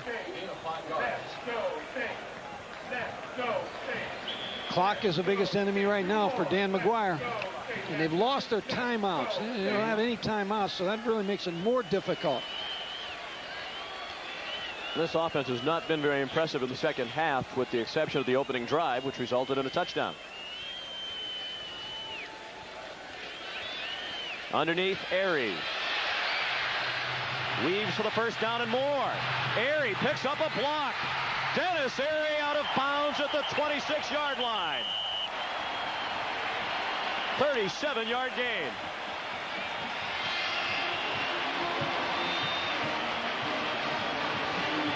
Watch the two deep safeties. That's why it's so difficult. You see the two safeties. That's why it's so difficult to throw deep routes against Miami. You'll see Dennis Airy comes inside, makes the play. Now watch number 17 along the boundary here. He's going to come in the picture here in a second. Watch number 17 make the block right there that frees up Dennis Airy. Block Charles Farms. Draw play, big hole. TC right. Down to the 20, a gain of 7. Michael Barrow the tackle, 4:14 to play. 30-20 in favor of Miami. Because of the way they play those safeties, the underneath routes are what you have to be able to take, and you have to be content to take it. But with the clock and no timeouts, you got to remember, they burnt their timeouts in this half. So they need to score and then consider the onside kick situation. What Al Luganville wouldn't do to have just one of those 3 missed field goals. Underneath, roll, first down. He's down at the 15-yard line. Should they be considering some sort of hurry up here? I think they have to. Because of the situation without the timeouts, they can't afford to huddle. It should be almost on the line. But what Miami does, when San Diego State runs the back in motion, Miami just tries to wall everything off, but the outside receiver's able to sneak underneath the man coverage. Record-setting season for Patrick Rowe. He has broken the WAC record set by New Mexico's Terrence Mathis last year. That time the run did not fool Miami. Fans boo as the clock is down to 3:10 and running. Well, one thing about fans booing in San Diego, they're used to the pros. And when you coach in a pro city like this, in Seattle, Washington, Miami, Florida, you have the pro crowd, and sometimes they boo a little quicker. Al Luganville telling them to hurry it up, but they're the ones taking their time along the sideline, getting the plays in. McGuire. Now you got to have somebody move. Touchdown! Dennis Airy. They're going to go for 2 because Al Luganville wants to win it with a field goal. I don't think so, Sean. I see the kicker coming on, but what happened on this play was Dan McGuire was able to buy time and start scrambling. There's Al Luganville, but he's got his kicker on the field. And that's why he's holding up 2, because he wants Trackus to come off the field. I'll tell you what he's going to get here is a delay of game penalty, probably. Well, they still haven't set the play clock into motion yet. He has the full 25 seconds. But they need to get organized so they don't burn their one remaining. Excuse me, they do not have any timeouts remaining. Miami has the 1 timeout that remains. Well, they get the benefit of the official here, because what they did is they asked the official to move the ball to the hash. Now the ball's over on the left hash, so look for something to the field. That's why you usually move it that way to try to get the 2-point play. But that's why the time clock didn't start on the play. Miami gets a guy in late on the field also, Charles Farms. He just came on to the field, number 2. McGuire. Still alive, gets it off, and they get the 2. Jim Hannawalt, the 2-point conversion. And again, a tremendous play by Dan McGuire. And now there's a skirmish, and the benches are emptying. I'll tell you what happened, Sean. After the play, a Miami player threw Dan McGuire down. Nick Subas, number 60, jumped on that player. And we've got ourselves everybody on the field. This is what you hate as a coach. They slam McGuire to the turf. The good news is he's up. There was a flag with that original play, and then this is what ensued, and they're still going at it. And the wise thing for the coaches to get out of there because they don't have a helmet on. I tell you, Jerry Burns of Temple in Pittsburgh a couple of weeks ago got cold-cocked on the sideline.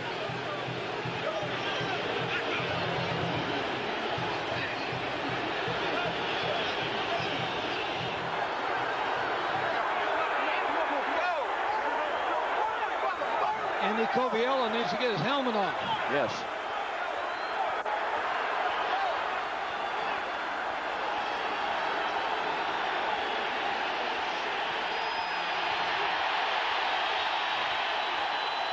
What a shame that all of this has overshadowed a great individual effort by Dan McGuire that resulted in the 2. It's now 30-28. in favor of Miami. I don't think you can blame this on one particular ball club, because a lot of things happened in that particular sequence, and it just got out of hand right away. They're both to blame. Let's look at the touchdown. Watch Dan McGuire. Looking for his receiver. Scrambles, buys some time. Now the receivers start to move. Dennis Airy, watch Dennis Airy now. He's set up on his route. He's got his route. He's covered. Now he needs to slide to the left. He does. He sees Dan McGuire in trouble, slides away from Roland Smith. Now let's look at the two-point conversion. Watch Dan McGuire. Same situation early. He's 6'8". They can't bring him down. Russell Maryland's got him here. He should be able to drop him. He gets away from it, flips the ball over to his tight end, Jim Hanawalt. He gets in on the two-point. Now the scuffle occurs back where Dan McGuire's at. Nick Subas was involved in the scuffle. And there's the chicken. He wants to take somebody on. Well, the officials are still talking this over. Here's Jack Baker with the call now.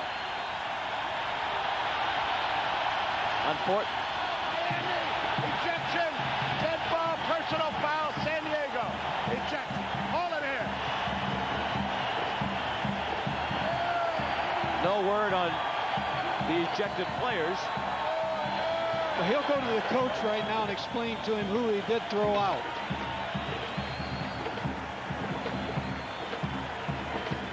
Hopefully on safe ground, here's Neil Lomax.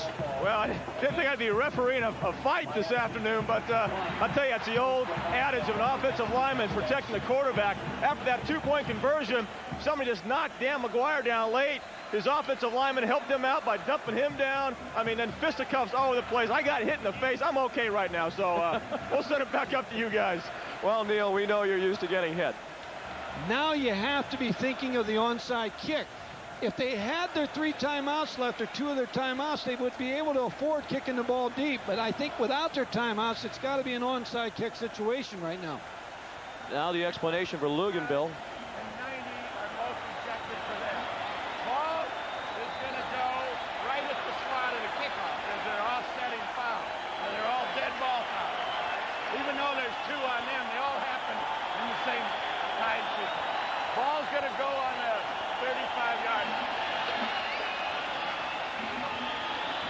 Now what you want in an onside kick, as they get ready to set it up, which I believe they almost have to go with the onside kick because of the timeout situation, is you want the ball to... On the black, he's ejected. We got 45 and 90 on the white. They're both ejected. Coaches have been told we're going to kick the ball off at the regular style. We all got... Yeah. And we're going to move you up for the onside kick. Well, that's great teamwork by Jack Baker and the officials. They've been criticized mightily this year, but that's been well explained to both sides. Number 60 is Nick Subas, their outstanding right tackle for San Diego State. He is the only Aztec to be ejected.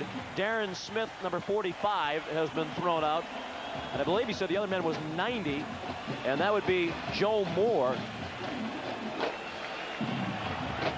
Now what you do if you're Miami, you get your best hands group, the all-state group now. You want them up there so that they're able to handle this kick.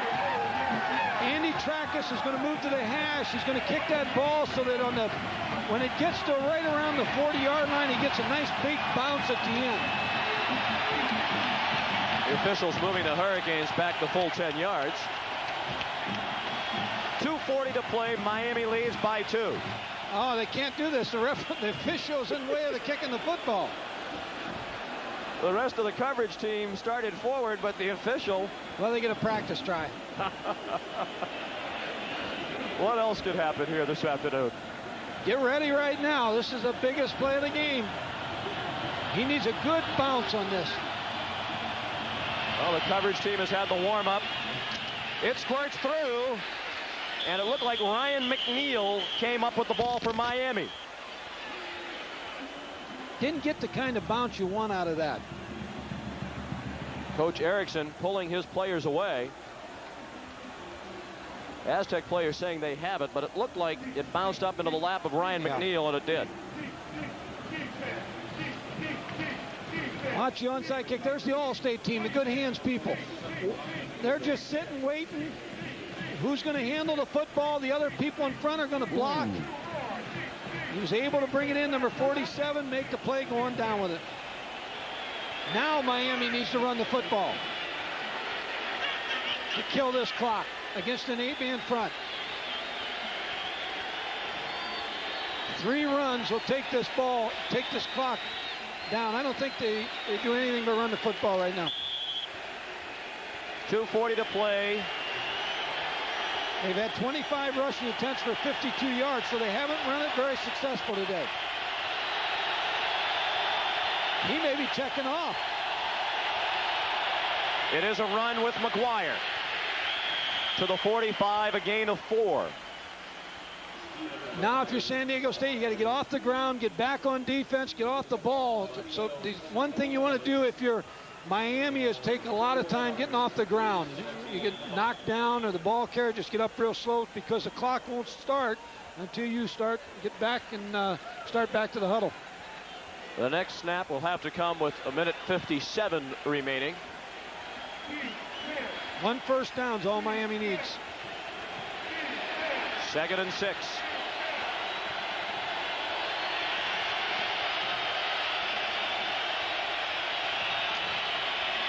McGuire breaks tackles. He's 2 yards short of a first down at the 41. They had a shot at him behind the line of scrimmage.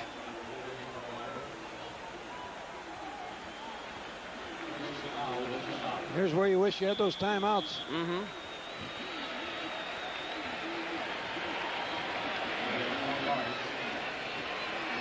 Three missed field goals also loom large at the moment. 3rd down and 2. 1:24 to play. They got to send the kitchen sink on defense. They got to bring them all. McGuire. It'll be close. He stayed in bounds. Now they'll stop the clock to see if he picked up the first down. Clock's moving right now, even though he gave the sign is that to stop the clock. One official said keep it running. Now they're saying keep it running. Because it is well short of a first down. No need for a measurement. Now you're Miami, you just take a delay of game unless you're going to try to get the first down on 4th down. I think you'll try. They have 1 timeout. No timeouts left for San Diego State. Miami's just got to let it run down. Al better be careful. He can't take a penalty now. There's a 20-second differential between the game clock and the play clock. The next snap would have to come at 20 to avoid the delay of game. I think Craig Erickson will just quarterback sneak this. Nope. There's the delay. I think what Dennis Erickson wanted him to do there is get up, let it run down as far as he can, then try to quarterback sneak for the first down. Or call a timeout with 1 second left because he slapped his hands together, did Craig Erickson, as if he was disgusted that he didn't get a timeout. Now they're going to punt the football or line up the punt. So you don't know in this situation what they'll try to do. San Diego State's going to bring all 11 players. They don't have anybody back. Snyder gets it off. The only problem with that is it's going to take a long time for that ball to bounce. That's right. They can let it roll as long as they want. Well, it's going to take a miracle. We've had a terrific game here. We think we have a great game coming up immediately after the final 9 seconds. Florida and Florida State, the 6th-ranked Gators, the 8th-ranked Seminoles. Ron Franklin, Gary Danielson, and Kevin Kiley standing by to bring you that one. Very difficult with only 9 seconds to go against a 2-deep coverage. And if you're Miami, the one thing you want to do is play back as far as you can.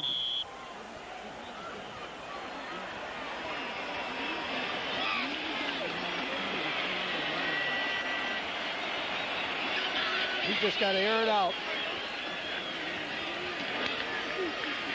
Underneath, Patrick Rowe. It's the ball game. Yes, indeed it is. Valiant effort by San Diego State, but it comes up 2 points short.